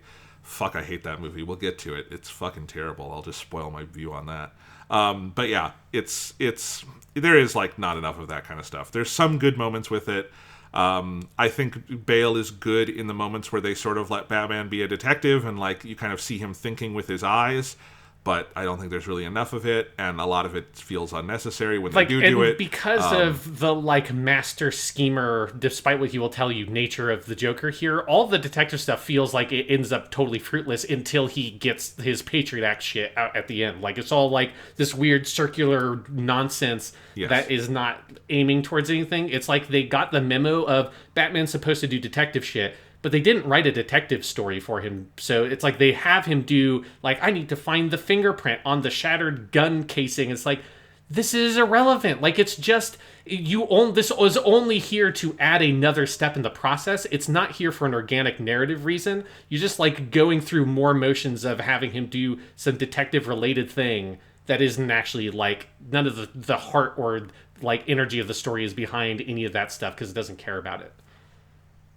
It's also all stuff the Joker wants him to find. Like, the Joker is almost like the Riddler in this, of like laying out things that like what Batman is like solving are like clues the Joker intentionally left so Batman will be in the position the Joker wants him to be in. Because that's okay. Let's talk about the Joker. A lot we can do here. One legacy of this movie that I fucking hate is every movie. I feel like we finally kind of stopped it. But every movie for like a good 5 to 10 years after this was in the weeds on the Joker archetype of, you know, crazy off the walls, but also like an amazing schemer who sees everything 20 steps ahead. And when you catch him in the second act, he wants you to catch him. Like, so many movies did this. Skyfall does it with Javier Bardem. Star Trek Into Darkness does it with their version of Khan and Benedict Cumberbatch. Sherlock does it with their version of Moriarty. Sherlock Holmes 2 does it with its version of Moriarty. Like, every movie does this for a while, where it's like it just full-scale borrows the plot structure of The Dark Knight. That's not The Dark Knight's fault, but it is like something that was so ubiquitous in pop culture that when I look at it now, it feels very tired. And it's not this movie's fault that it got played out, but man, so many movies just ripped this off so And the heavily. thing that is really frustrating about it to me is that, like, I don't think that plot structure works well in this movie. Like, I don't think there's anything wrong with having the villain be captured in the second act and he escapes. But because the third act in this movie is gobbledygook, I think that it works against this movie's interests to do that structure. Also because the Joker is so vastly more interesting than Batman, like yes, because I was doing like a mind experiment when I watched this movie yesterday about like if I were to make this movie, like what were some changes I would make. And one I had very quickly was like, I think I just end this movie basically at the 90-minute mark with Joker getting away. Just pull an Avengers Infinity War and say this movie was about the villainous character is actually the protagonist of this movie, and just cut with like he wins. It's very dark and dramatic, and then you make the sequel. Obviously, They wouldn't have done that for a number of reasons. Rest in peace, Heath Ledger. And part of the reason why I had the idea was because Avengers Infinity War does that structure so effectively.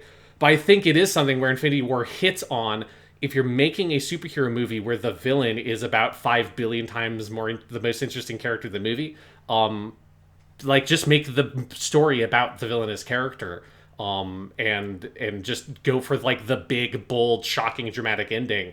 And if they had ended the movie at about 90 minutes after Michael Caine reads the letter from Rachel, it's like that would be such a like mic drop of an ending that would leave you with, I think, a stronger impression of a lot of what the movie's doing, and avoid this like meandering, weird third act. And the thing is, like, about every movie taking that idea of the captured villain is that, like, I feel like a lot of those movies share that same problem of, it's hard to deal with. We've defeated the villain, you have the villain in your grasp, and then he escapes again.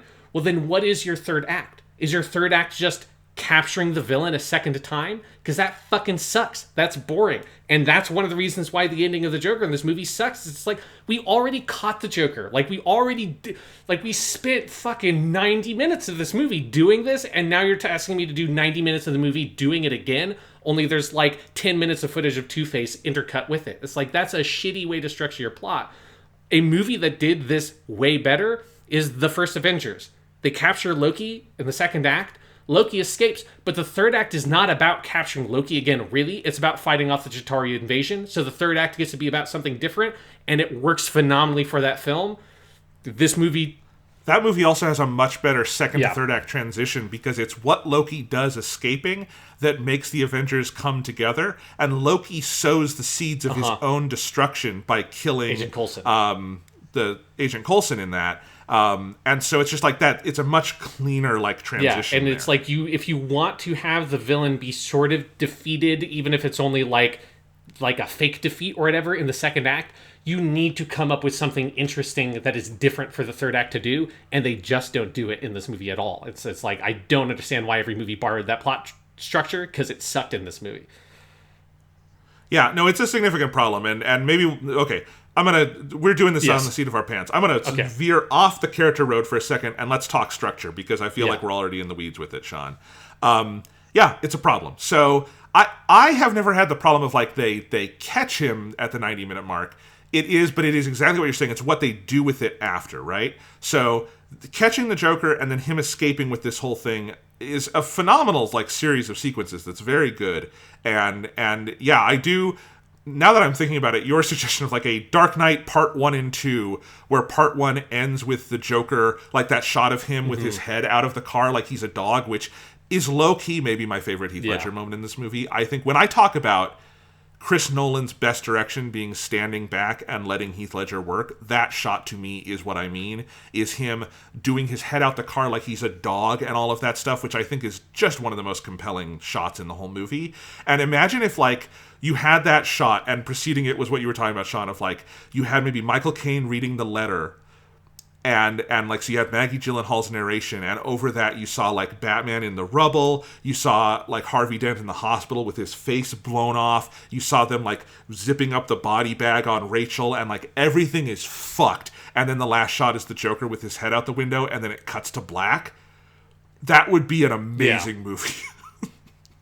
Every other problem we've said could still be there, and that would be an A+ 10 out of 10 movie. And then if you made a second movie about the Joker still being out there, but now like he's got Two-Face really like putting the screws to like Batman's like whole like sense of being, that would be really interesting.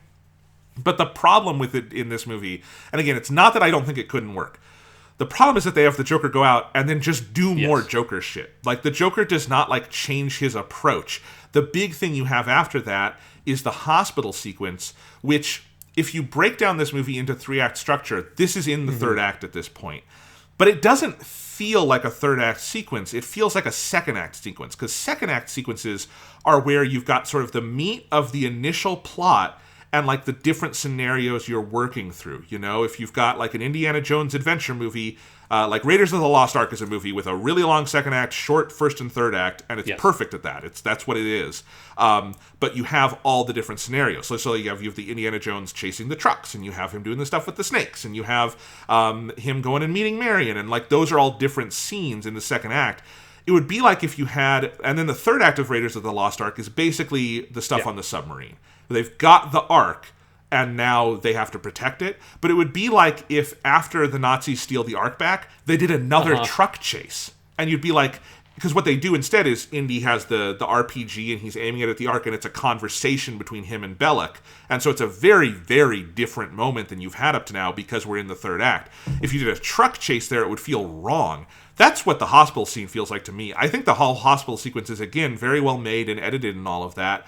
But, like, it feels like you're just continuing the second act after it's ended. And so it all feels like a weird appendage because it's all this action and movement and mayhem that doesn't feel organic to the movie as it should be structured. Yeah, it is. It's like, it is the thing that has always, for me, ever since I originally watched it, has been my biggest problem with it. It's like, I just think all of this, and I think how I like described it back then is it felt like the movie had ended and then it keeps on going for another hour. Like, because there is something so climactic about the Joker escaping, and then immediately you move on to all this like Two-Face stuff, and you're just, and part of it is also they have spent so much time, like it's 90 minutes getting to that point where the Joker escapes, and so much of that time was spent on stuff that now feels utterly irrelevant, like the thing in China, right? Where like once you're at this point in the movie with Two-Face being introduced and all that, like all the Lao shit at the beginning of the movie just feels like it's from a different film, basically. And so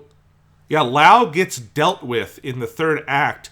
He's the guy sitting on top of the pile of money the Joker burns. Like, it's he doesn't even get like a incidental. close up in that scene. Like he's only like often like the background of the image on top of the money. Yeah.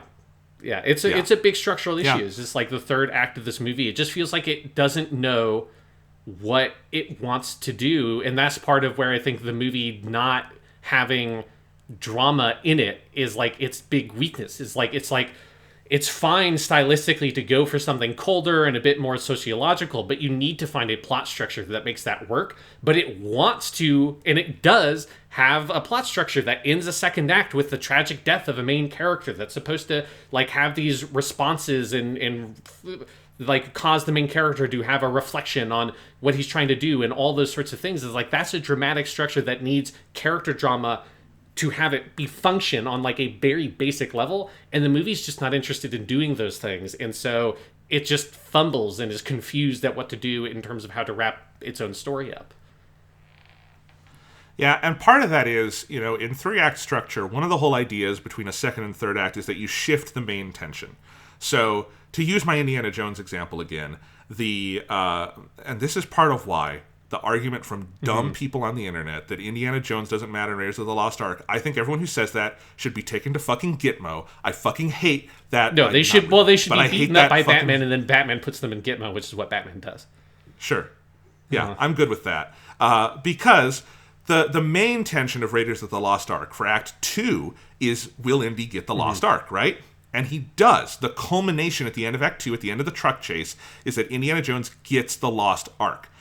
And then the third act, you always have a slightly different tension that comes out of the tension in the first two acts. So in the third act, it's still about the Ark, but the tension is more about, like, what are we going to do with it now? And the Nazis steal it again, but the tension does not then become, how will Indy get the Ark back? Because that's not an option. His first idea is he going to destroy the Ark? And he refuses to do that because Belloc, like, convinces him. Belloc, like, appeals to his lower instincts. And so then it is Indiana Jones's ultimate moment of character development in the movie is not looking at the Ark when it is opened, which is a culmination of his whole arc throughout the movie, which is that he's tempted by all of this shit that he shouldn't be getting involved with. So that's how three-act structure works. In this movie, there is that big break that feels like the end of the main culmination. You caught the Joker, but then it turns out he was playing you the whole time. He won. It's a main culmination where the Joker wins. But then the third act does not have a new tension. The new tension is still... Or the new tension is what the old tension was. It's, will Batman catch the Joker? And Two-Face is doing shit on the side. the smarter version of this movie would be where maybe the Joker gets out, but the Joker shouldn't even be much of a presence in the third act. It should be about Two-Face, because that would be the natural next culmination of this, right? If the main culmination was the Joker stuff, then the final tension should be what hath the Joker wrought. Well, the Joker wrought Two-Face into the world, and Two-Face ties back to the Harvey Dent shit, and it's all come around full circle, and now that should be something you deal with. But Two-Face poses no larger threat in the third act other than he's going around killing a couple of people. So Batman and Gordon and everyone are concerned with cleaning up the Joker mess, and it's not until the last 10 minutes of the movie that anyone's directly confronting Two-Face because he's so divorced from this. So it nominally fits a 3-act structure, but I don't think it's very good at executing on that, and that's what makes it feel longer than it actually is. Like, this movie is not that long in the grand scheme of things, but it sure feels like it because of those issues. It is 2.5 hours, which is still a long running time relatively for a movie, but it feels longer than watching fucking Lord of the Rings or something to me, because it is just like, oh, okay, now we got to do this part, like now we have to do this, we have to do that thing. It's like, oh, I guess Two-Face's doing something in the background. Like, it always felt like to me in this movie that Two-Face was supposed to be a character that was like the main villain of another movie, because it's like he is introduced as a villain and dealt with like it's not actually in a short amount of time. It is like over the course of like what is basically an hour of the movie, but he gets so little screen time within that section.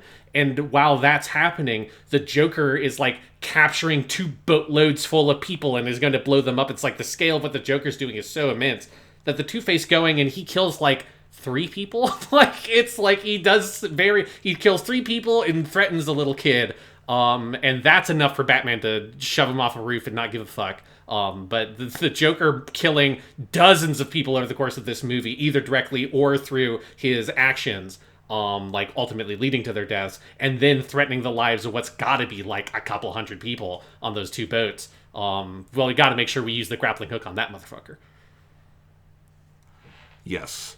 Fellowship of the Ring, you just mentioned. Great example of a 3-act movie that does this really, really well, even though it's part 1 of a 3-part story. Fellowship of the Ring, when Gandalf dies, you shift into the 3rd act, and what it is the overarching goal is still getting the ring to Mordor, but the shift into the final tension of that movie specifically is what choice will Frodo make, because it's clear that the Fellowship isn't going to work, right?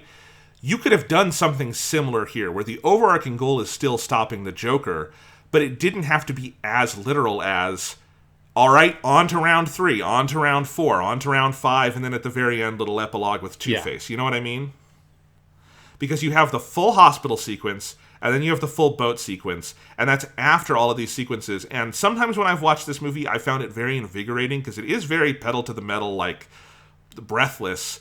But I don't know. Maybe I'm just an old fart now, but I find it a little exhausting. I've always found it very exhausting. Because you also have all the shit with the subplot of the dude who found out that Bruce Wayne is Batman, and Joker calls this like, and I'll give $1 million to whoever, or whatever he says, if random people murder this man, which a bunch of random people. It's connected to the hospital. Yes. He'll blow up the hospital if Coleman Reese and a bunch of dead. people do try to just go murder this random dude. It's like, it's just so much. Like, there's so much happens. It's a different, like, they just start doing a second Batman movie basically in the 3rd act is what it feels like to me. Yeah, but like very connected to the last one, where it's just the Joker is still up to his old Joker tricks. And one thing we skipped past that I do want to talk about is the most inexplicable and stupid plot thing in this movie.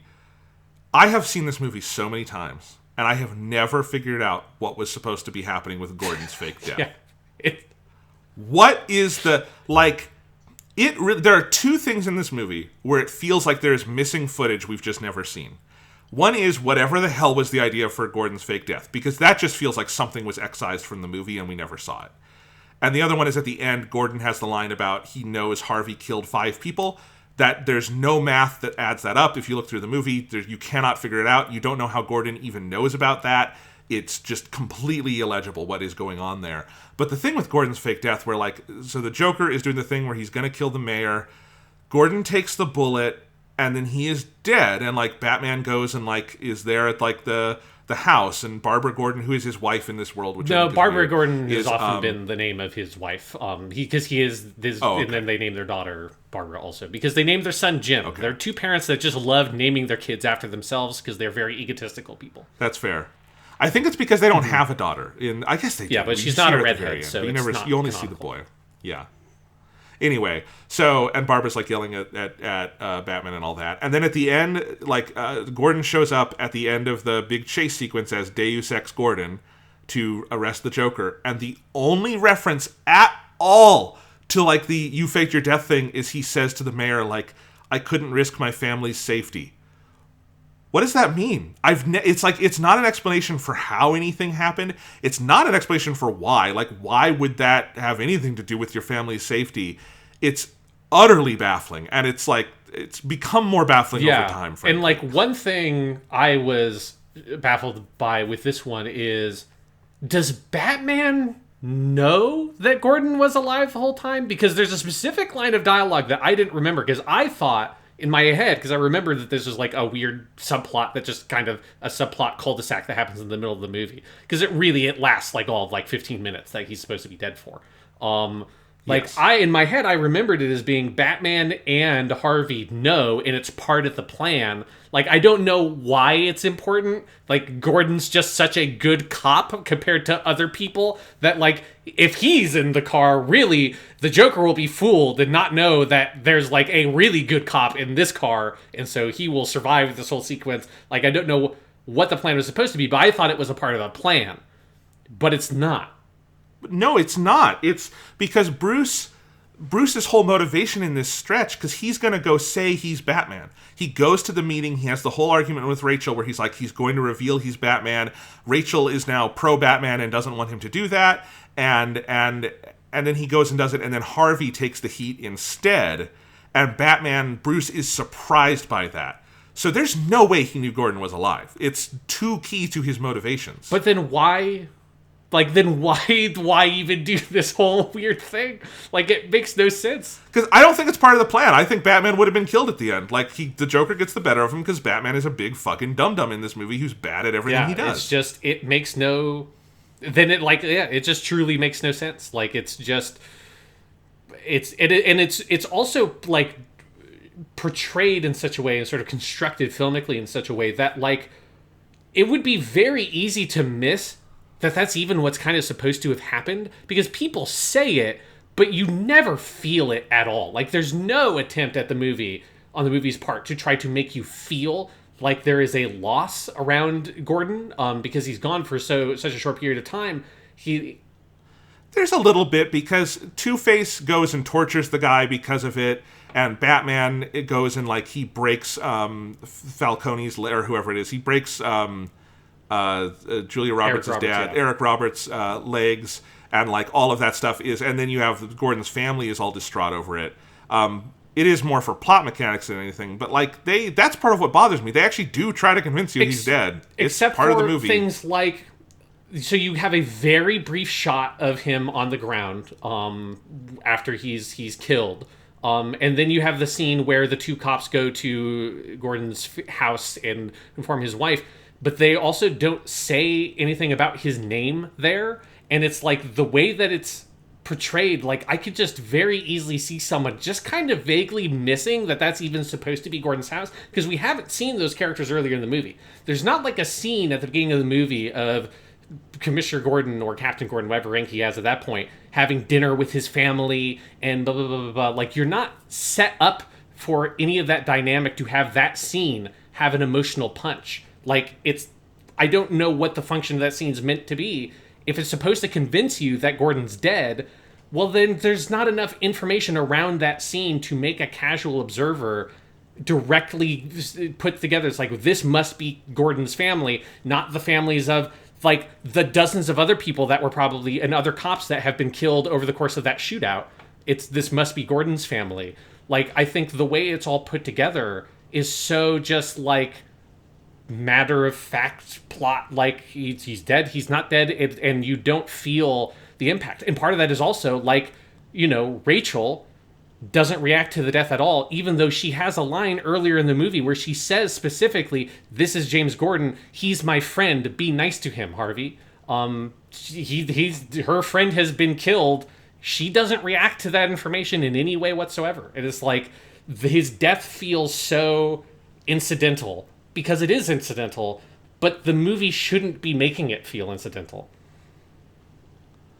It's this giant shrug in the middle of the movie that is just inexplicable. Like, he just, maybe they didn't, nothing, none of that had to happen. Like, you could have gotten all the same stuff if he was shot and injured, and that makes Harvey mad and he goes and interrogates the guy, and it makes Batman mad and he goes and breaks Eric Roberts' legs. Like, you would have gotten the same effect from all of that. You even could have had the same scene where Barbara Gordon is mad at Batman for that, and it's just, he's in the hospital, and then he shows up at the last minute in that scene, and it's a surprise because everyone thought he was in the hospital, and then you don't have a plot hole big enough to drive a truck through. It's such a weird choice. Or you just don't do any of it because it's not important. Like, it's just not important to anything in the movie. Like, if you're trying to have stakes more there, I guess you could through that mechanic, but like... Well, they want something. It's a turning point. That is roughly like the midpoint of the movie in like 3-act structure, where like they're all getting serious. Like, they realize the stakes of what the Joker is up to. But like they could have killed the mayor. The mayor doesn't fucking matter. They kill him in Dark Knight Rises as soon as they can. Like, he doesn't fucking matter. They could have done a lot of different things, and I think injuring Gordon would have done it. But whatever. I don't. Yeah. It's bad. Yeah. What do you think about the barge sequence? I hate it. I've always hated it. I think it's awful. Yeah, right, I mean, so...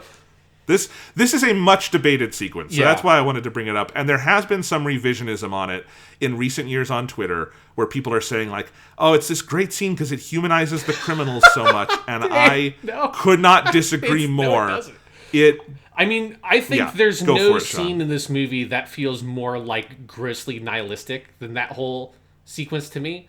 And I think part of the reason why it makes I particularly hate it, and it's something that, like, there are bits and pieces of this throughout this whole movie, where there are, like, elements of this movie that feel like weird, nightmarish reflections of good things from the Sam Raimi Spider-Man movies, particularly Spider-Man 1 and 2. So it's like the Sophie's Choice thing is very reminiscent of Green Goblin dropping Mary Jane and the tram full of kids, and Spider-Man has to go, he chooses to save them both because he's a fucking superhero, not a bitch like Batman. Like, man up, motherfucker. Save everybody because that's who you are, you idiot.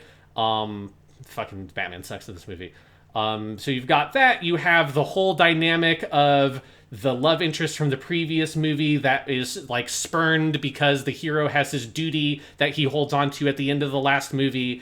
And then so the love interest in this movie now has this new generically handsome man that she's with, but then Batman, the hero, decides, like, maybe I should stop being the hero, because if I stop being the hero, I can be with you. And that whole dynamic plays out over the course of, like, a 10-minute chunk somewhere randomly in the middle of the plot of The Dark Knight. And it's like those elements are very reminiscent of bits and pieces of the Sam Raimi movies, but they have none of the heart or, like, the energy or life behind them, because the movie doesn't care about that stuff. But this is the most, like, reflective of stuff that the Sam Raimi movies do, where all those movies end with some sequence in there where you get normal, average people who now, like, stand up against the villain's plot, right? And so at the end of Spider-Man 1, you've got, in that same Sophie's Choice sequence, you have all the people on the bridge throwing their cups and shit at Green Goblin, and you have the very iconic super New York line where the guy is like, "Hey, you mess with one of us, you mess with all of us." And then... Which you kind of have to understand the, like, post 9/11 context of that. Like, I find it a very sweet moment, and I understand it. I could understand someone younger kind of rolling their eyes, but, like, it had its place. It was... And then the best version of that is the scene you have at the end of Spider-Man 2, though, on the train, where Spider-Man has nearly killed himself stopping the train. Everybody in the train goes and lifts him up. You have your Christ imagery that is, like, rarely for a superhero movie actually kind of, like, effectively used. And they let him down. They take his mask off. Everyone protects his secret identity. Doc Ock shows up and they stand in front of him, and, like, they cannot stop Doc Ock, but they try. And those sequences of the Sam Raimi movies are so important. They are critical because they are the things in those movies that prevent the Ubermensch superhero thing from overtaking the philosophy and the worldview that is very easy for superhero fiction to do, where superhero fiction, because it's about very powerful, usually men, who literally have, in those instances, superpowers, about them standing up against great evil and using their incredible power to stop great evil, it plays into that Nietzschean Ubermensch, which has a very fascist tradition to it, idea of great power, of people with great power using their power for society, and that's what fuels like a good world and stuff like that. And those movies say, no, there is a fundamental goodness to the average human being, and that is what like Spider-Man is there to fight for and represent, is like the good part of people, and that's what animates Spider-Man and gives him that motive to push even harder at the end. Is not something about how Spider-Man is so good, but that people are good and worth fighting for, and you see that and you feel it, and some people might say it's cheesy, but to me it's like very affecting because it shows the great heart of those movies and the warmth of those movies, their embracing of this optimism around humanity. It's why Spider-Man is the best hero. Like, Spider-Man has community and communal ties that are really important. Yes. Miles Morales, the game from last year, does this and they beautifully reference It's very so directly crucial. that scene from Spider-Man 2 at the end of Miles Morales and change it for that character and that story, and it's amazing. This movie and the whole cruise scene at the end is the nightmarish reflection of that, where it is a scene that where you get a lot of those elements of here's like the average random person and their perspective and on the events of the movie and what's going on. And it's supposed to be, I think it's supposed to leave you with this warm feeling, because after this is when Batman says the line that's just hilariously not actually what happened, where he says to Joker, "This city just showed you it's full of people ready to believe in good." And which it did, it absolutely did not. Because what happens in those two scenes is the majority of the people on both boats, the quote-unquote normal people boat and the like convict boat, the most people want to go blow up the other thing. The normal people boat goes through the democratic process that results in like a 2/3 plus vote saying we should press a trigger and blow up those prisoners because they had a good shot at life. The problem is that they will all tell someone else to do it, but they're just cowards and not willing to stand up for their beliefs. The prisoners, they all want to do it, but they can't do it because the detonator is being held by good prisoner guards who also have guns. And so they can't get the detonator until one, there's a lot of racial stuff here of like one big black prisoner shows up and he's like, "Give me your thing, like give me the detonator, like you've never taken a life. I'll do the thing you should have done 10 minutes ago." And the prison guard guy gives it to him and then he throws it out the window.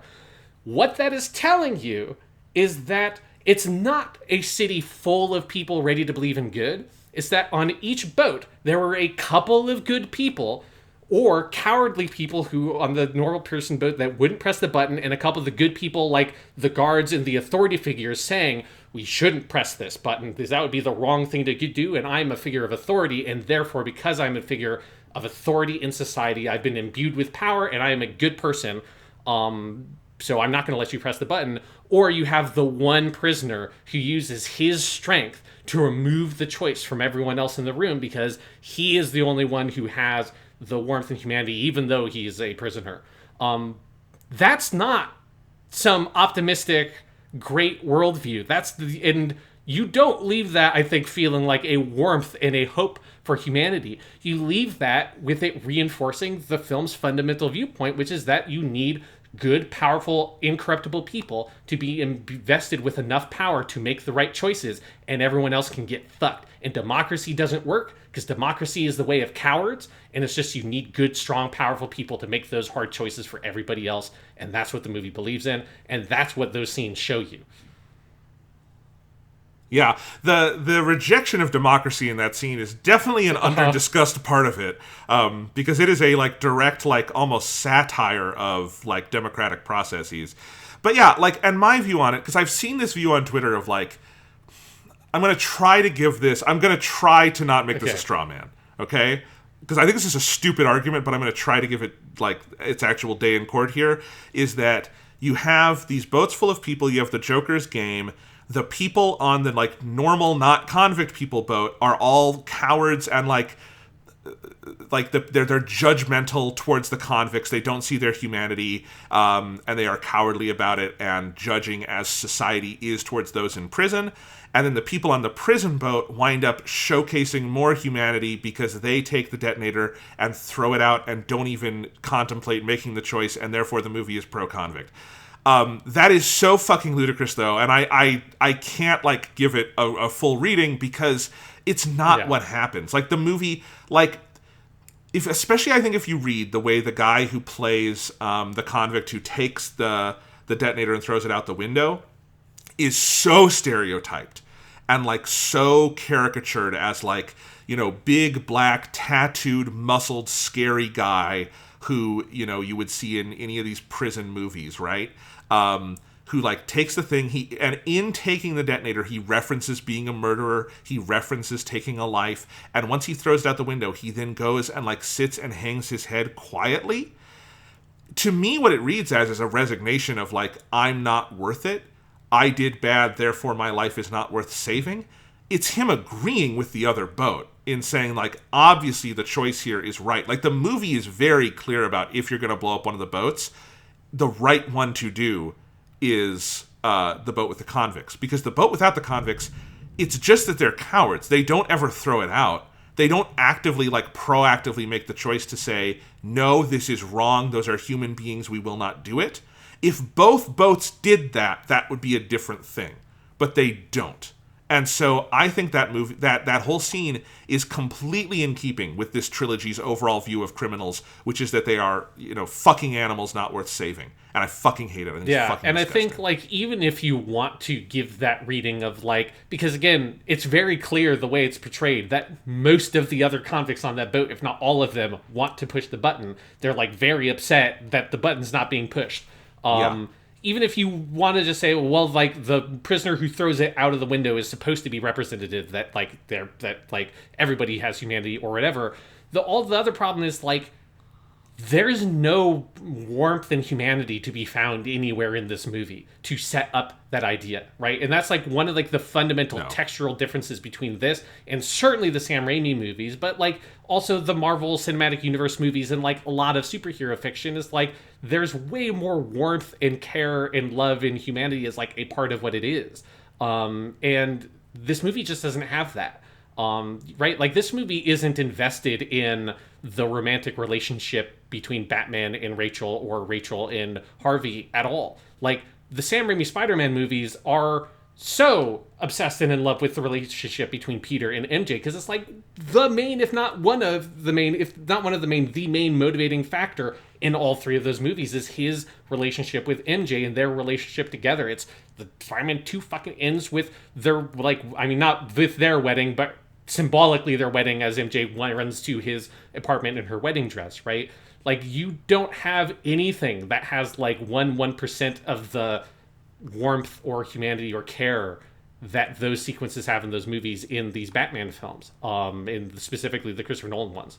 It's also so scrubbed and sexless. Like the Sam Raimi movies are like sexy in places, like the upside down kiss and stuff like that. There's like an actual sexuality between the man and woman, and there's not like it's impossible to imagine these characters fucking. It's like they are all fucking Ken dolls in my mind. Like, I mean, there is no sexuality in any Chris Nolan movie. His characters are robots, but like, it's and it just like I think that's the other thing that to me completely shuts down that reading is like there's no other material in the movie that really like supports it.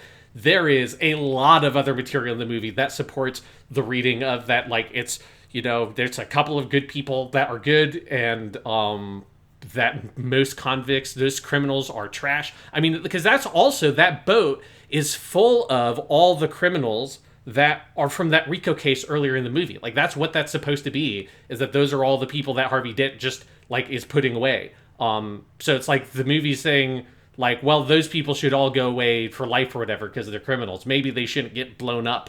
But if one of the boats had to be blown up, it would be the criminal boat. But that would be not the ideal thing. They should just be locked away for life because they're bad people. Yes. Yeah, that's the film's view. And yeah, for that reading I was trying to give earlier to work, you have to take the scene completely out of the context of the movie. You have to just ignore that there's a movie around it, that there's a series around it. You have to view the scene on an island utterly, and then you have to ignore textual stuff within the scene, like the other criminals on the boat doing, acting like animals. Yeah. And then I do think for me the cherry on top is that Batman saying the thing about like this city is just showing you that it's full of people ready to believe in good. And one thing that I think is weird, and this is where like I just sometimes am just confused by this movie, is like does the movie know that that Batman's wrong in saying that? Because there's a version of the way you could look at this movie, and I don't but the ending, the way they framed the ending does not make this reading really tenable. But like there's a way to think about this movie of that like Batman's just a fucking idiot and he's wrong. Like all of his optimism is utterly misplaced anytime he shows an ounce of it in this movie. And it's like is the movie aware that Batman doesn't know what he's talking about? Because to be fair, Batman doesn't know the actual context. From Batman's POV, it's just that neither of the boats blew up. So maybe in Batman's head, he's seeing one of those great Sam Raimi Spider-Man scenes must be happening on those two boats, where it's like, it's just in a crisis, people really come together, and he doesn't know that, like, no, that's really not the context of what actually happened at all. Yeah, and especially given the way this movie ends, I would say it's not aware of that, because let's talk about the ending, Sean. Harvey Dent, Two-Face, gets Gordon's wife and kids in a dark to the point of, I think, over-the-top dark scene. He's pointing the gun at the kids, and Harvey is begging him to shoot him instead. And then Batman comes in, and you have the whole thing about we tried to be decent men in indecent times. So it is furthering this argument that in indecent times you must do indecent things. There is no way to be moral in an indecent time and get things done. You have to put morality aside. It's the Bush argument. It's really the Cheney argument. Cheney's the one who's like directly stated that in interviews. Like, I always think of the interview where Dick Cheney, like, someone says, well, we know some of the people in Gitmo are innocent and some have been released for this. You still don't want to shut down Gitmo? And he says, I would rather we have Gitmo open with innocent people in it than Gitmo closed with people out. Like, that is the Dick Cheney worldview. And that is also this movie. Yes. That's 100% this movie's worldview, right? Like, yeah. Anyway, yeah, Dick Cheney, fucking cartoon villain. Anyway, sadly he was real. So you have all of that.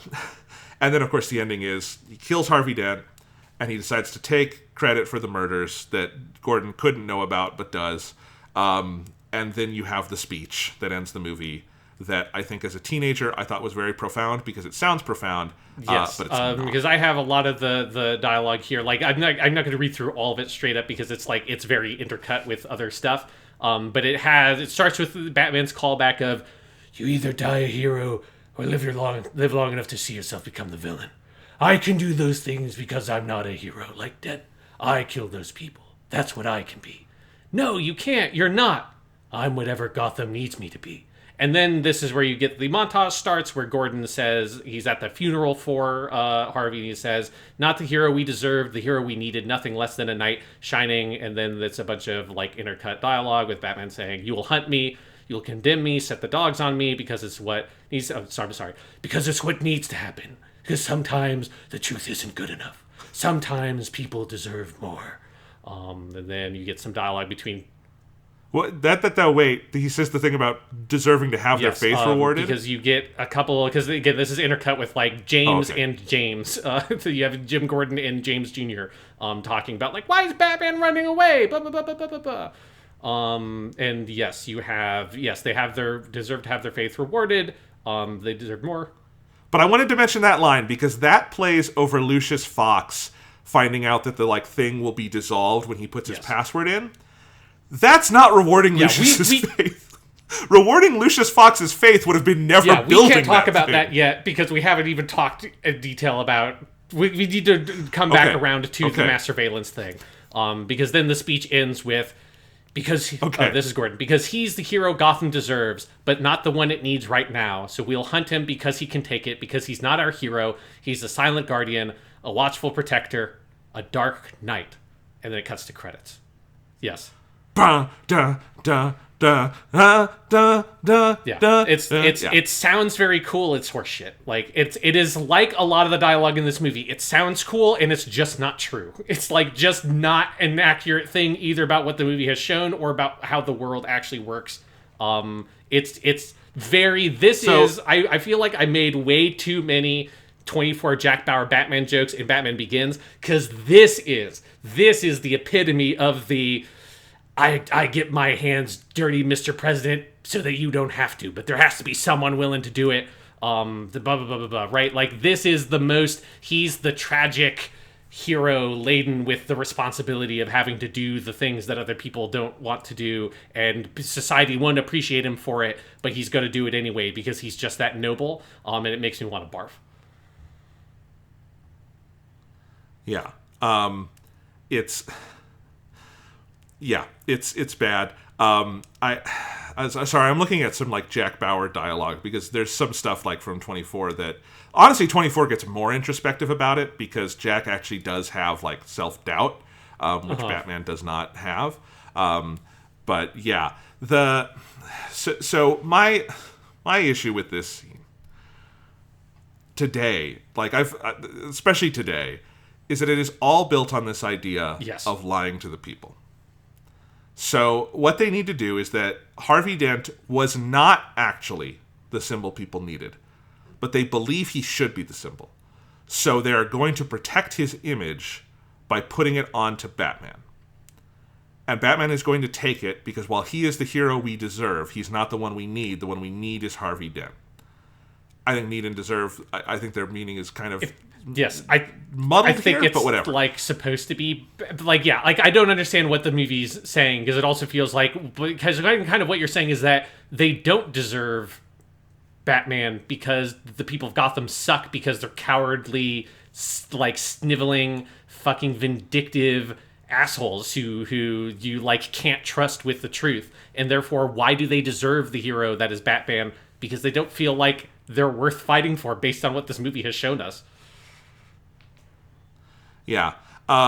So you have them do a big lie.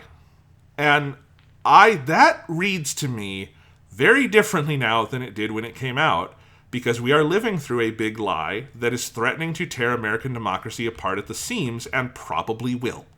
Like, the right now we are living through the big lie that Trump won the election and it was all stolen, and that is the entire American right has gone behind that, and it is the party line of the Republicans, and if you don't believe it, you get kicked out of the party, and it is their big fucking lie. And they all know it's a lie, and they don't fucking care. And in this case, it's a noble lie, the film is saying. It's a heroic lie, but it comes with the entire worldview of this film, which is that the people who are invested with power, who are good, are allowed to do bad things if it is for a larger good, right? And that includes here lying, creating a false idol out of Harvey Dent, condemning a man who didn't do this thing wrong, and that is this lie that you will disseminate. And then in making that lie is Batman's apotheosis of heroism, according to Gordon, one of the movie's like arbiters of morality, despite being very compromised in all three of these movies.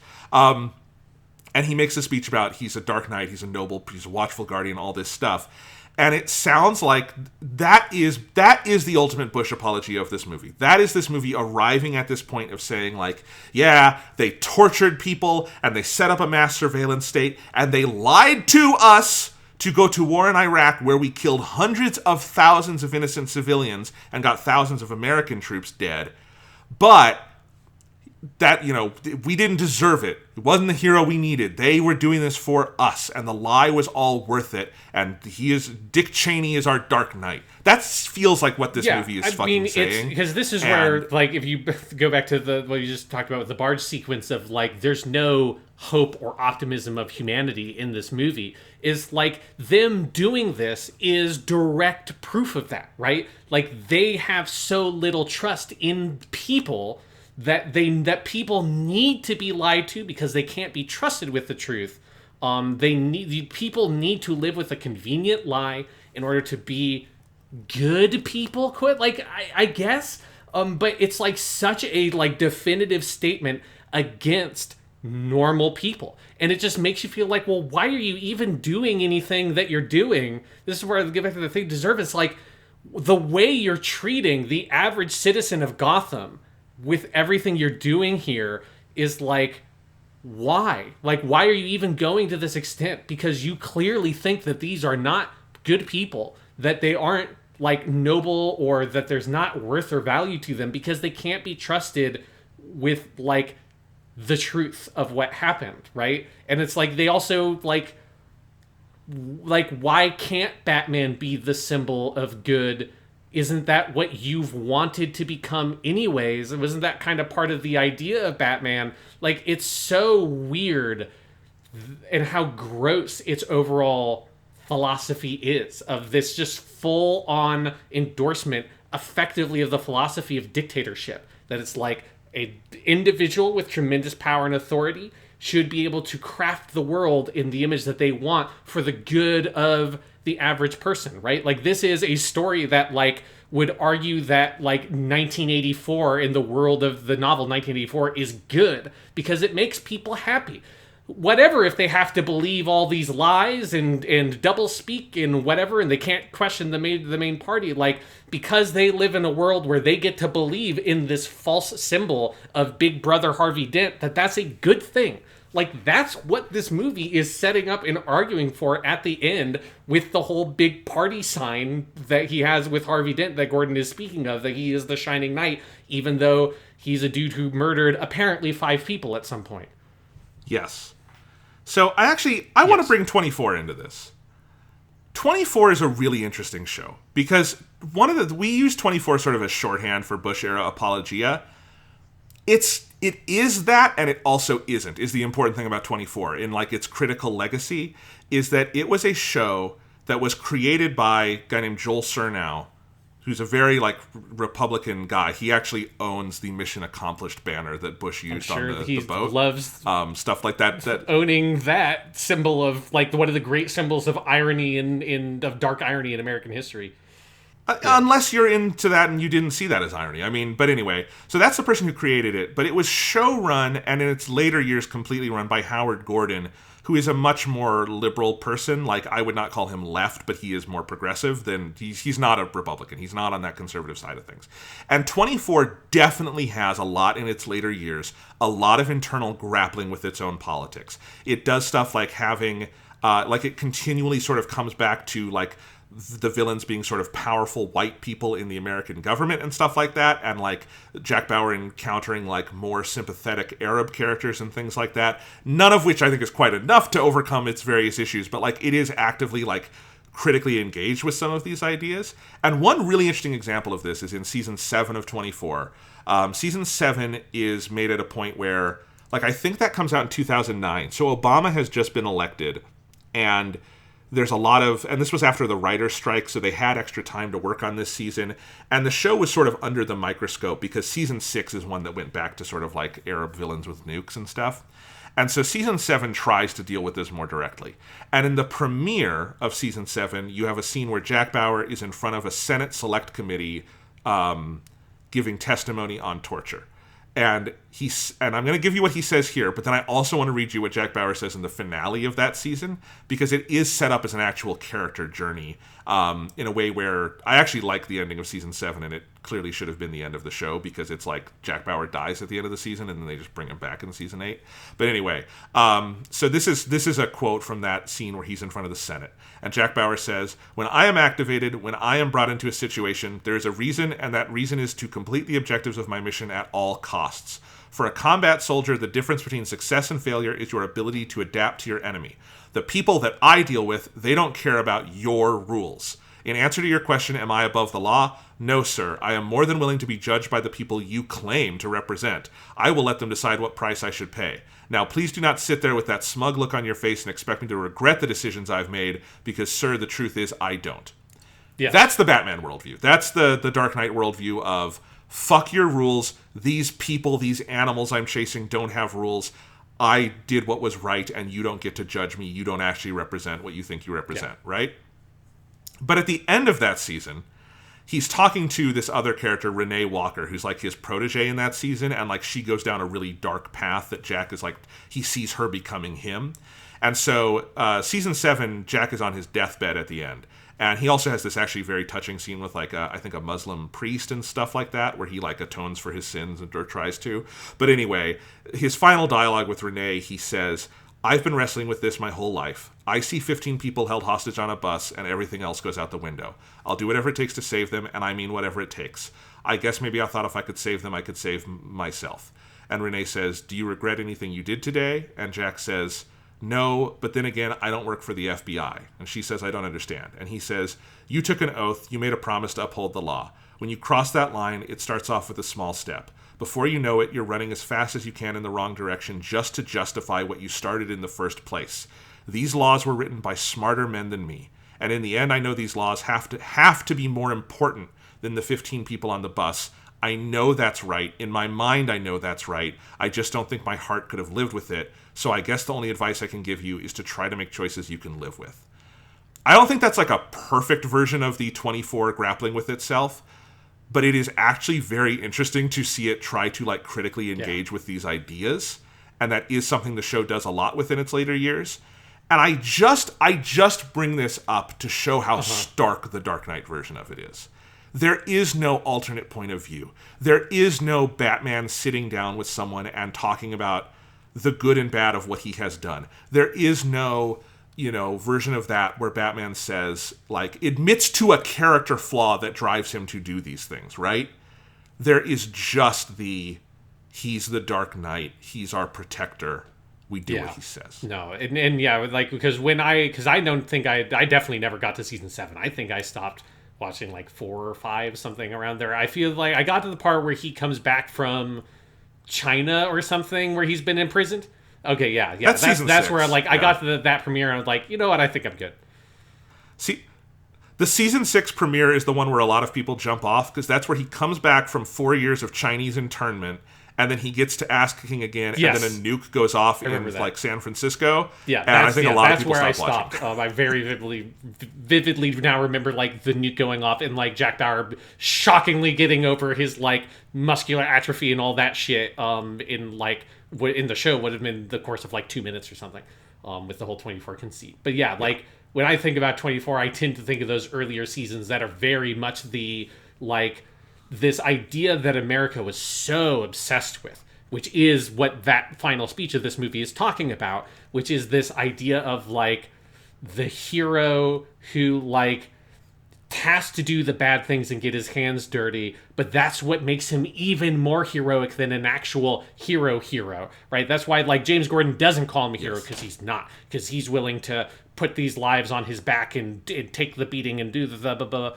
And it's so gross because it just feels like it, and part of it is like very much to me attached to that mindset around Iraq of, I think, like a lot of people who were pro-Iraq war, like understanding at a certain level that a lot of it was fucking wrong and evil what America was doing, but couldn't let go of this like belief in American exceptionalism that America was right, and this whole all the stuff around 9/11 that like it made it even somehow that it was wrong made it better.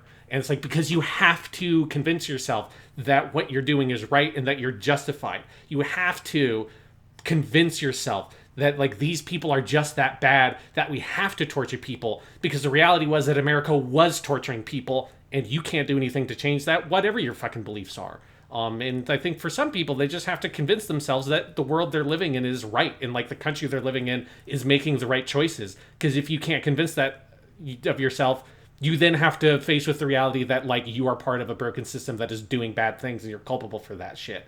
And this whole movie is so reinforcing that attitude that's like the stuff that Batman is doing is bad, but because they're bad, somehow because Batman is doing it, it makes them even better than if he was just doing good things, like telling people the truth, which apparently is bad now. Exactly.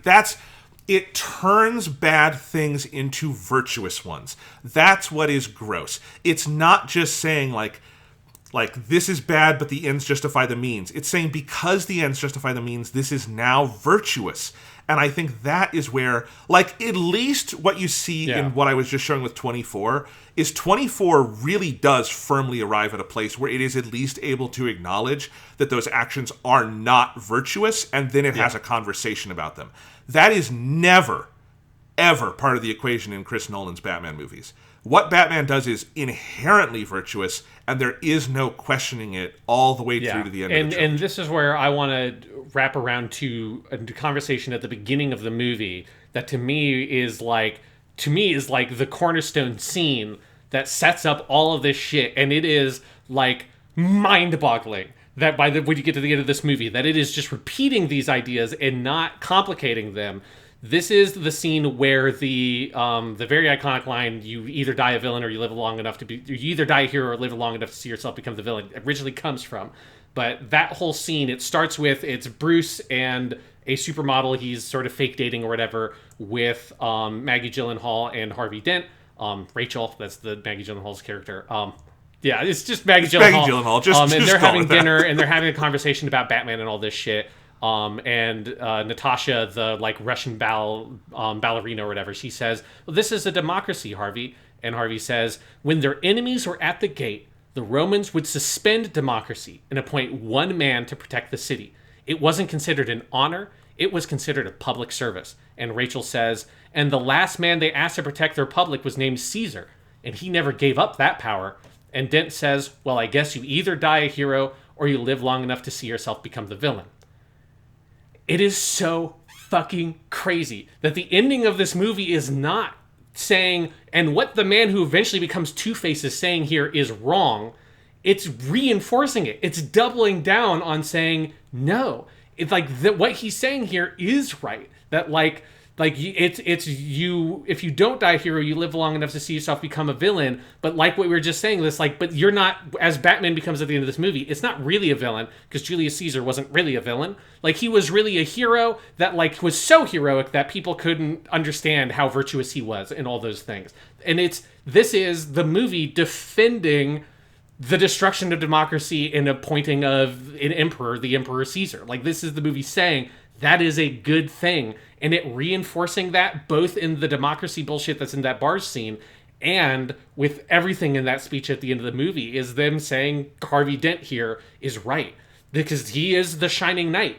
This version of the character is never portrayed as a man who is like grappling with anger and things like that, which is the classic Two-Face character is more Harvey Dent was always Two-Face. The injury just let it out. This is Yeah, go watch the two-parter in the animated series where Al Pacino does it. That's the classic version of the modern classic version of the character is almost like a Walter White idea, is that he's always that person. He just needs the excuse to let it out. This version of Harvey Dent, I think you are very much just supposed to take at face value. He is like top to bottom, head to toe, that honorable shining knight. He is the most virtuous character in the movie until he's corrupted by the Joker. But when he's saying this, he's still that beacon of virtue, and the movie expects you to agree and believe with it. The thing that's most mind-boggling about this is that this is so similar to the scene in Star Wars Episode 2 where Anakin and Padme are having the conversation where Anakin says, like his worldview of how things should work. He says, well, I think all the politicians should sit down and discuss their problems and then agree on a solution. And Padme says, well, that is what they do, Anakin. It's the problem is that people don't always agree. And then Anakin says, well, then people should make them agree. And that's the moment where you see this is a man who becomes Darth Vader. The Dark Knight looks at that scene and says, that Anakin Skywalker guy has got some pretty good ideas. Yeah, that's the scene where the meme that is going around on Twitter right now is taken from, where Padme looks and is like, wait, what are you saying? And her face falls. Natalie Portman acts in such a way that she realizes, my boyfriend has some terrifying beliefs. Maybe he's getting red pilled on the internet, you know? Like, okay, two things about that scene. One, earlier, one of the lines you didn't quote, Sean, is so Natasha, the Russian ballerina, who is like the only reasonable person in this whole fucking movie, says like, this masked vigilante is bad. And then Harvey Dent says, well, I don't know, Gotham is pretty proud of a private citizen taking things into their own hands.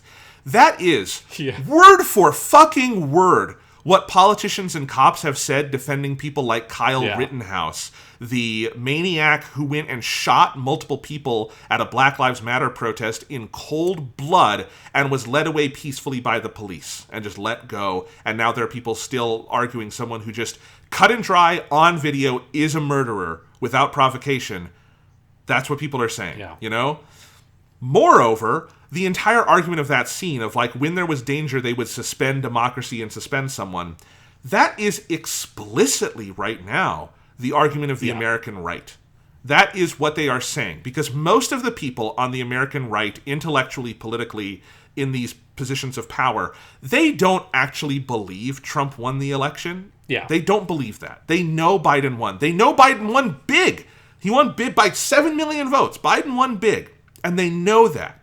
But they believe that their way of life, what they think is right, is so threatened that it is good, it is virtuous to suspend democracy and just let Trump be president, because that's what they think needs to be done. They think democracy is a direct impediment to what they think is good, and so they are now radicalized against democracy. And this is the core animating force of the American right right now, if you haven't been paying attention, is in every state house, everywhere in the country, is passing laws and doing stuff against democracy, stripping people who support democracy of power, taking power away from the voters and putting it into the elected politicians, arguing for this on Capitol Hill of like Biden shouldn't get to do a goddamn thing because even though he has a majority in both houses of Congress, Republicans support it. And you've got stupid piece of shit Democrats like Joe Manchin supporting that because they're dumb. And like that is the whole belief system, is that they are radicalized against democracy because they feel like their way of life is under attack, and so therefore it is now bad. Democracy is not a good in and of itself. It is a means to an end, and because they cannot accomplish their end through that means anymore, it is an unvirtuous mean. That is what this movie is also arguing for. Yeah, and again, this is an early scene in the movie, and it's the kind of thing where, like, and again, this is where, like, I talk about that, like, when I watched this movie when I was younger, I was confused by the ending of the movie, because it feels like it should be a retaliation against this idea, because that's also how, like, movies work, especially if you have a big triumphant ending, which this movie has a big triumphant ending. It has the full musical theme comes up, and you have this big solemn speech about how noble Batman is, and the logo and all that shit. Like, it's even if everything about it is gross, Batman feels triumphant with the way that they portray it. And it's just like, how do you make a movie that, like, it's so wholeheartedly for this idea of, like, pro-Caesar. It's like, yes, like, the Caesar thing is a good idea when in times of great crisis, which is right now because of Iraq war or the Joker or whatever, we must get rid of democracy, and we must invest our power in a big powerful man like the Batman or Harvey Dent or who the fuck ever. And just to anticipate one piece of pushback we might get, I was doing a lot of application just now of, like, modern politics 13 years after this movie came out. Let's go back to the moment. The other thing to keep in mind about Bush is that democracy was suspended to put him in office. And he was given extraordinary powers through the Iraq War, effectively. Yes. So George W. Bush was not elected by the American people. Al Gore was elected. And then we stopped voting. The Supreme Court, stacked with Republican appointees, came in and said, stop counting the votes. We choose Bush. Bush wins. And then Al Gore was a fucking coward and gave up. And that is how Bush becomes president, through the suspension of democracy by an unelected body. And, like, it is important that that is the guy this movie is allegorically apologizing for, you know? And as you say, then given extraordinary powers, which, going back to the Star Wars prequels, which the politics of which age better every fucking day, is directly referencing with, like, Palpatine getting extraordinary powers through war. That is a of-the-moment reference to Bush during the Iraq War. So I think there's a couple of other things we should hit on. Is we definitely... So I want to talk a little bit more about some Two-Face Harvey Dent stuff. Specifically, I want to talk about the torture scene, because I found that very interesting. Is you have that scene that is intercut where Harvey Dent, in what feels like is supposed to set up the idea that, like, Harvey Dent has that darkness in him that leads to Two-Face, but that's not what actually happens. He gets one of the Joker's like sort of flunkies or whatever, and kidnaps him more or less after Gordon gets shot. And he kind of tortures him, more like sort of like violently intimidates him with a gun, which is basically torture, but he doesn't like...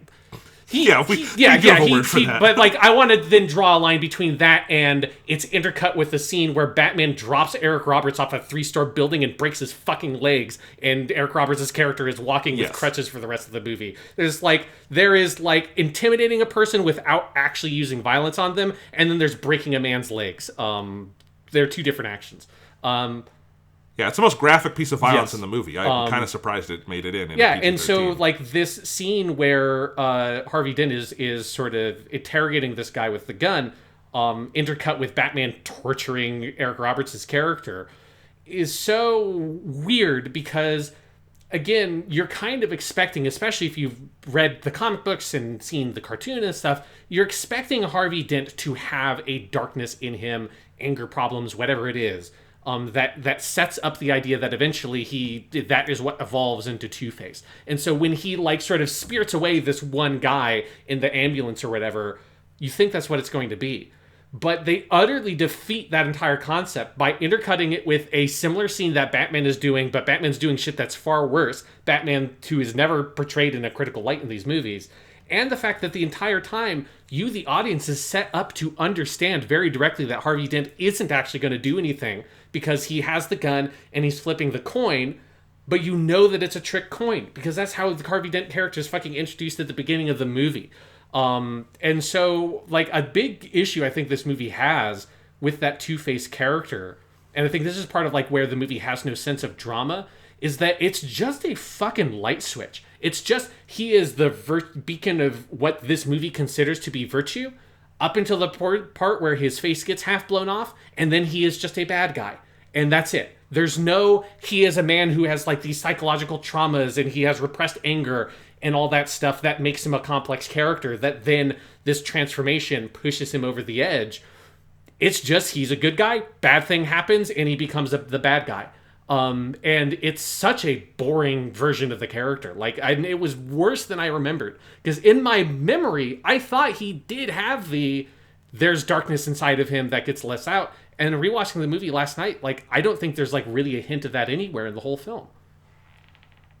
No, you're right. And I hadn't thought of it that way, but that's totally true. And that's kind of, I think, what the movie wants in a weird way. Like, because its view of criminality is so fucking simple. And it wants the Joker to be right on this. And the Joker to have had all the agency in this transformation. And I'm not sure that's the best way to do it, you know?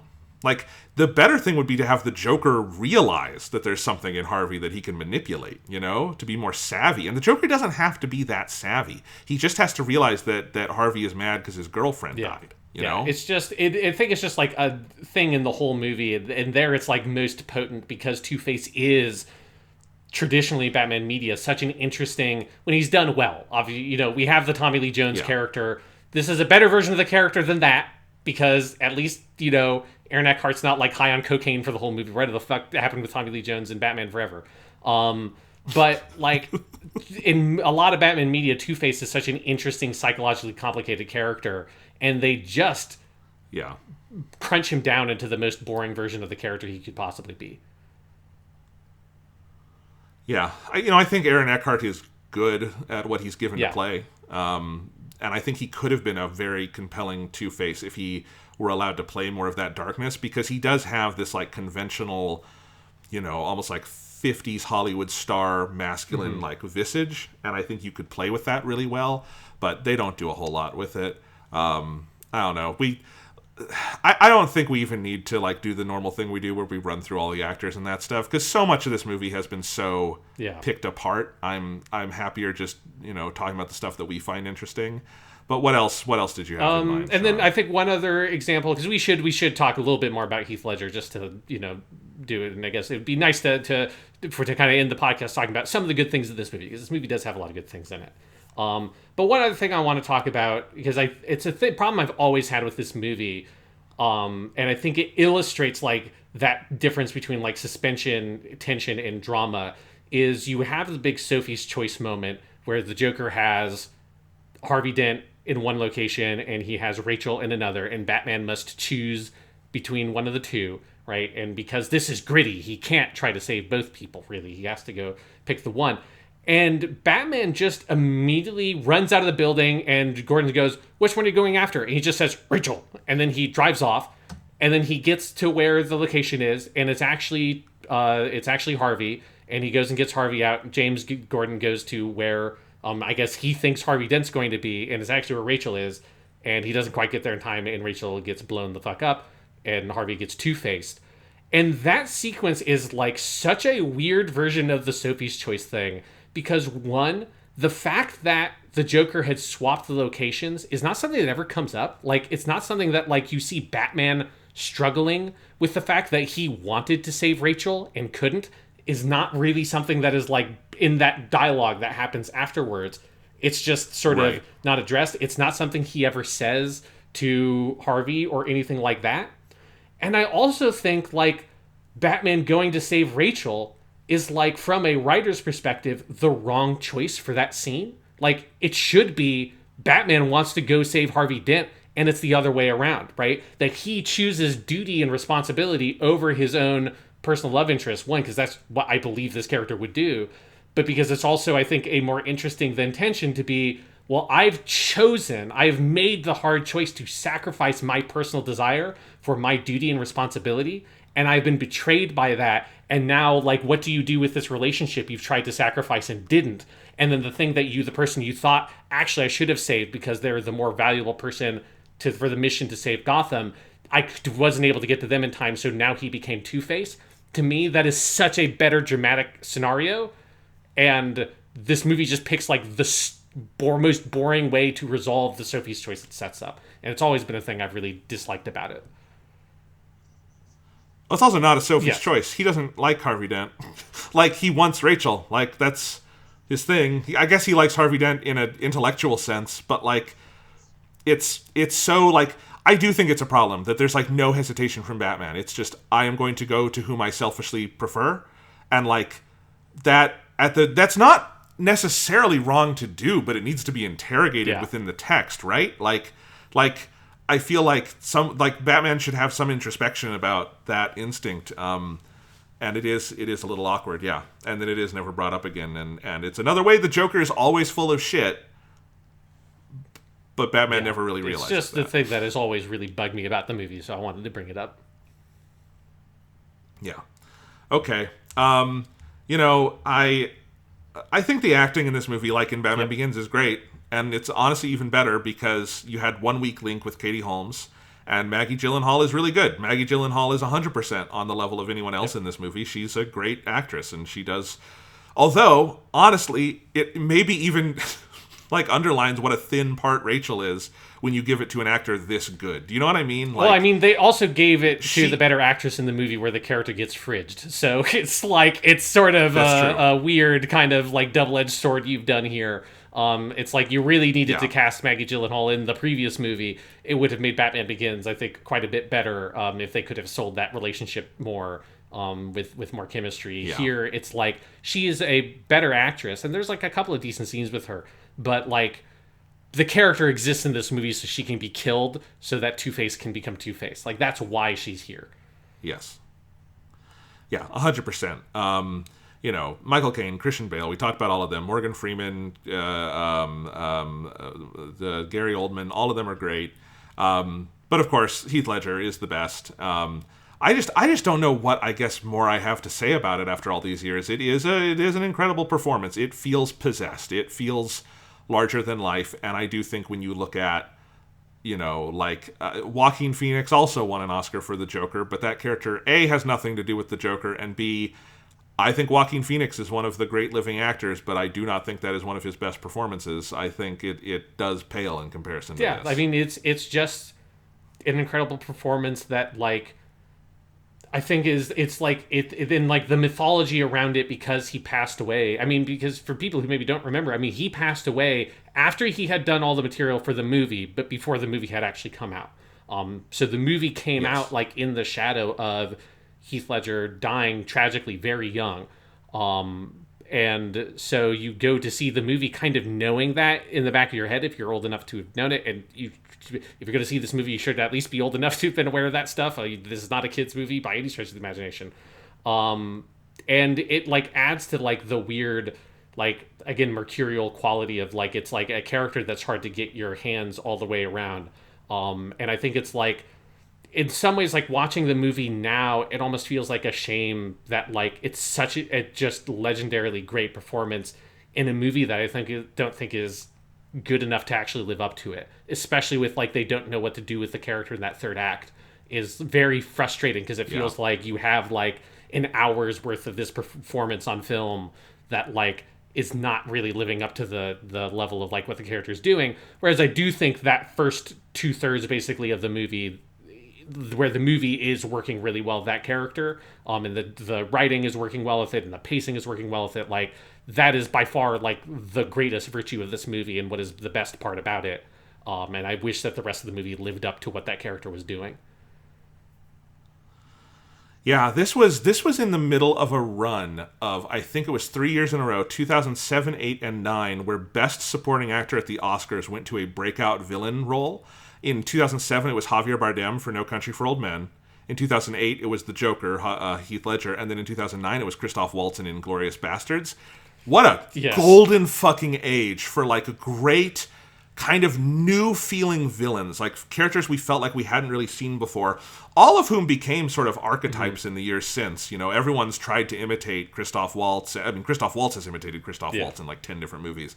And Javier Bardem, that kind of style of villain was imitated a bunch. Javier Bardem played a Joker-style villain in Skyfall, but it's a really important, performance to movie history, and it's been mythologized. And I remember at the time, there was this broad misunderstanding that Heath Ledger died because he like went method and got too dark, and do you remember all of that, Sean? Because like the story got out in like something around the direction of the movie of the whole like, and he stayed in a hotel room for a month and kept a journal and all that stuff. But he didn't go method. Like, that's actually important. Like, in the years since, people like Gary Oldman have said, no, when the camera stopped rolling, he was just Heath, and we loved him, and he was a nice guy. He was totally healthy. He did do the thing where he went to a hotel room and for researching the role, which is not that abnormal a thing to do. But yeah, I mean, he died of basically a fentanyl overdose, I believe, something like that. It was like sleeping medication or something like that, or pain medication. And sadly, something that's happened quite a bit in the years since to people. But yeah, I mean, it was tragic. Heath Ledger was a tremendous, tremendous actor. And I think there's also been debate if the Joker is even his best performance. I think a lot of people would give that to Brokeback Mountain. Also incredible. He definitely died too young, and he's also kind of unrecognizable in this movie. He is so this character, his voice is out there, his visage, obviously with the makeup, but also just his body language. It is a complete performance, and it is the most impressive version of like this grounding something from Batman in the real world, because he manages to be the Joker. Like, this character is recognizably the Joker, in a way no other villain in these movies is. Kind of Tom Hardy as Bane, but it's sort of a different version of Bane.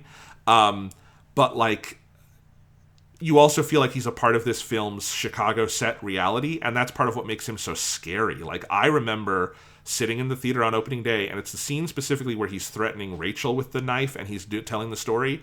I found that scene viscerally terrifying because he's a genuinely scary version of the Joker. And I think that's something that's underrated. I think it's now. the thing, and we've talked about this on podcasts a couple of times with different villains that are inspired by this performance. But like, I think the thing that like most of the kind of knockoffs never got is that the character needs to be threatening, right? Like the whole thing of him feeling like a threat, even when he's not like physically threatening, like, right? Because especially I feel like, you know, when I'm like 6'2", I'm a big guy. I work out, stuff like that. Like, I don't feel physically threatened by like a 5'8" like little skinny dude. Generally speaking, like if I watch a movie that's like it's some of that scale, because of I know I would be able to protect myself. Generally speaking, unless they had a gun or whatever. But just his presence, his body language, and the like way the character like exists in the world is just like viscerally threatening to you because you don't know how to respond and feel like you could not possibly protect yourself against this character. And so it's like for me to feel like this performance is like really intimidating. And I like the scene I always remember for that is the one where the tape of the guy he tortures and kills who is dressed as a Batman knockoff. Watching that scene in the movie theater, that's where there's like no soundtrack and all that shit. You could hear a fucking pin drop in that movie theater. I think that is the most tense I've ever felt like the atmosphere of a movie being while seeing in a movie theater. Because his like performance is truly scary. And again, talking about Nolan as a director knowing when to just stand back and let it happen.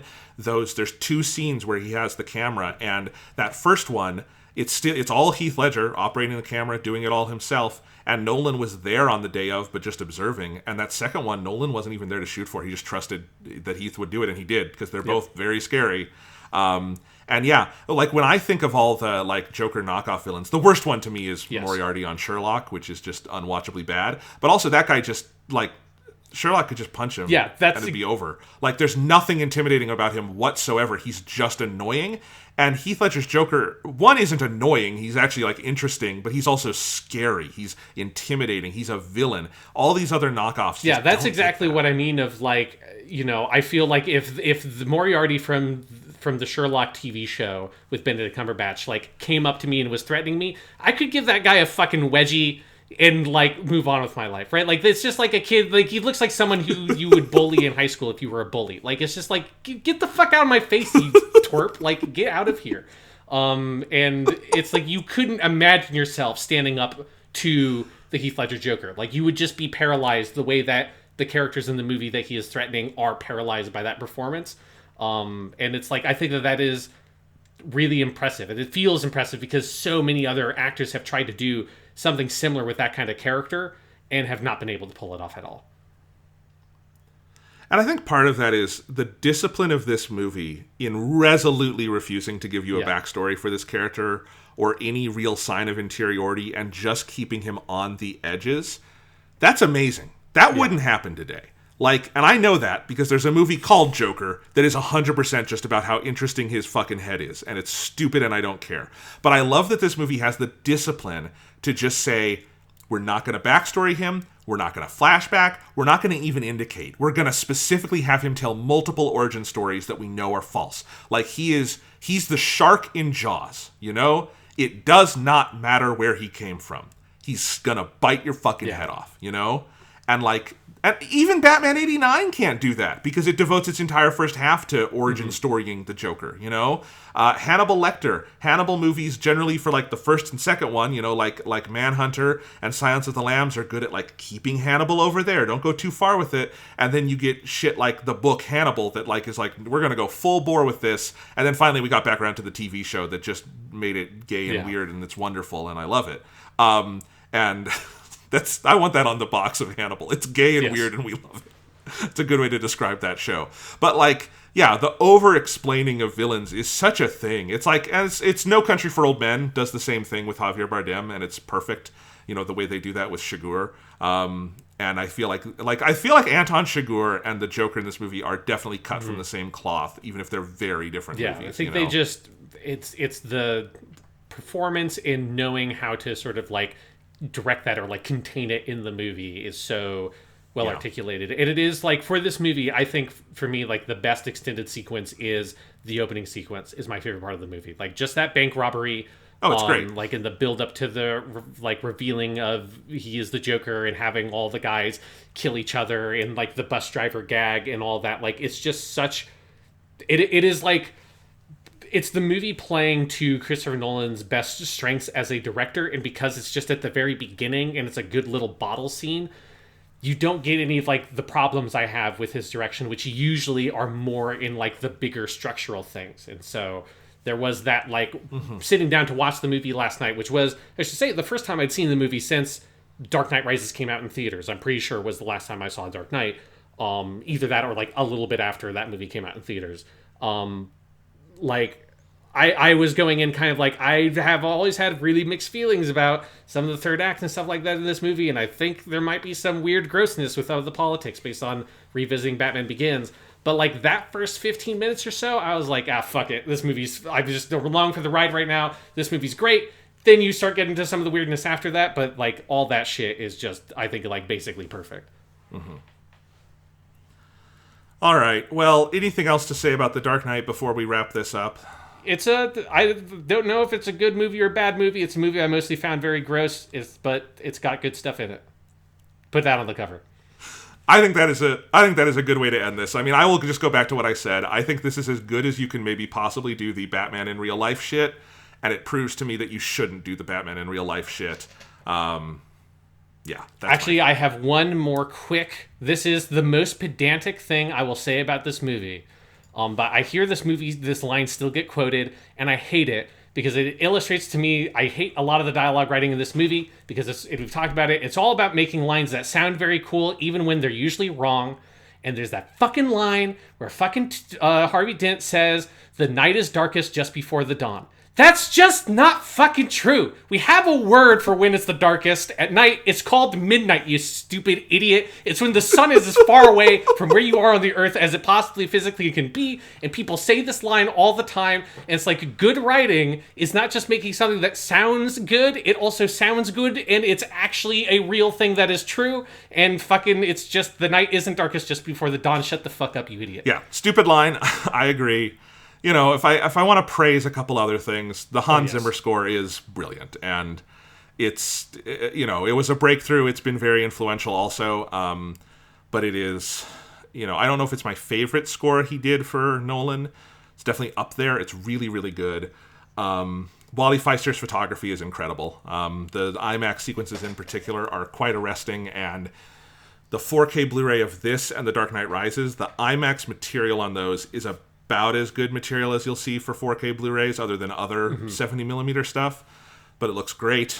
You know, overall, like, I'm just very cold on it now, and you know, Batman overall, I think part of why we did this series, Sean, was to arrive at this point, because I think these are movies that really demand some of this reanalysis, and Batman is a really complicated character to do in anything resembling the real world. He's hard to get right even when you're doing it in fantasy world, you know? But, like, this ain't it, Chief, is kind of how I look at it now. And I'm kind of over it. But we've got one more of these movies to do. And the next one I haven't seen since the movie theaters. And this will be when we now hit the point where there is a very old podcast that we have recorded somewhere. I'm sure you have it somewhere, where we reviewed The Dark Knight Rises. Yeah. Sean, it's part of the weekly stuff. It's wow. Part of this podcast. Yeah. It's here, let me go to our channel and I will find the exact episode that it is. If you want to see that episode, you can go to the Weekly Stuff Podcast YouTube channel where we have archives and playlists and all kinds of fun things up there. Sean, I am looking at our complete series playlist, all episodes. It is episode number 7 is our review of The Dark Knight Rises. And please don't listen to that. Please don't read anything that I've ever written on this movie. I will just give you a preview of The Dark Knight Rises. Because I watched this at The Dark Knight a couple weeks ago with my brother. We were watching all the movies on 4K. The Dark Knight Rises is a terrible movie. I think one of the worst movies of the last decade. And I hate everything I've ever written about it because it is just me in real time trying to convince myself I liked it. And a lot of my relationship with The Dark Knight Rises completely changed my approach to talking about and reviewing movies because it really forced me to break with the hype cycle that I realized was very unhealthy. So there's your little preview for next time. Technically in the chronology, Batman Under the Red Hood comes in between these movies, but I think we're going to do it after because I want to get to Dark Knight Rises and get it over with. Yeah, it feels like we shouldn't take a break in the middle of this trilogy. No. So we're going to do that next, and it'll be Under the Red Hood after that. Be a couple weeks, we'll do The Dark Knight Rises, and I will tell you why it is one of the most structurally broken screenplays ever written. I'm excited because the main thing I remember about that movie is that Bane sounds like Deckard Cain from Diablo, and that's what I remember about The Dark Knight Rises. I've never made that comparison in my head, but now that you say it, I will never not hear that. Stay a while and listen. Oh my god. If they ever make the Diablo movie, please get Tom Hardy just doing his Bane voice as Deckard Cain. I would watch the shit out of that. All right, but next week we will not be talking about Batman because we'll be talking about something better. We're going to be doing another Weekly Suit Gundam on Mobile Suit Gundam Hathaway, which is premiering July 1st on Netflix, and we will be reviewing that on the next episode of the Weekly Stuff Podcast and Weekly Suit Gundam. I am very excited. I'm very excited. And Jonathan, I mean, we haven't seen the movie yet. For all we know, maybe Batman's in there too. Maybe Hathaway really is the Dark Gundam Knight.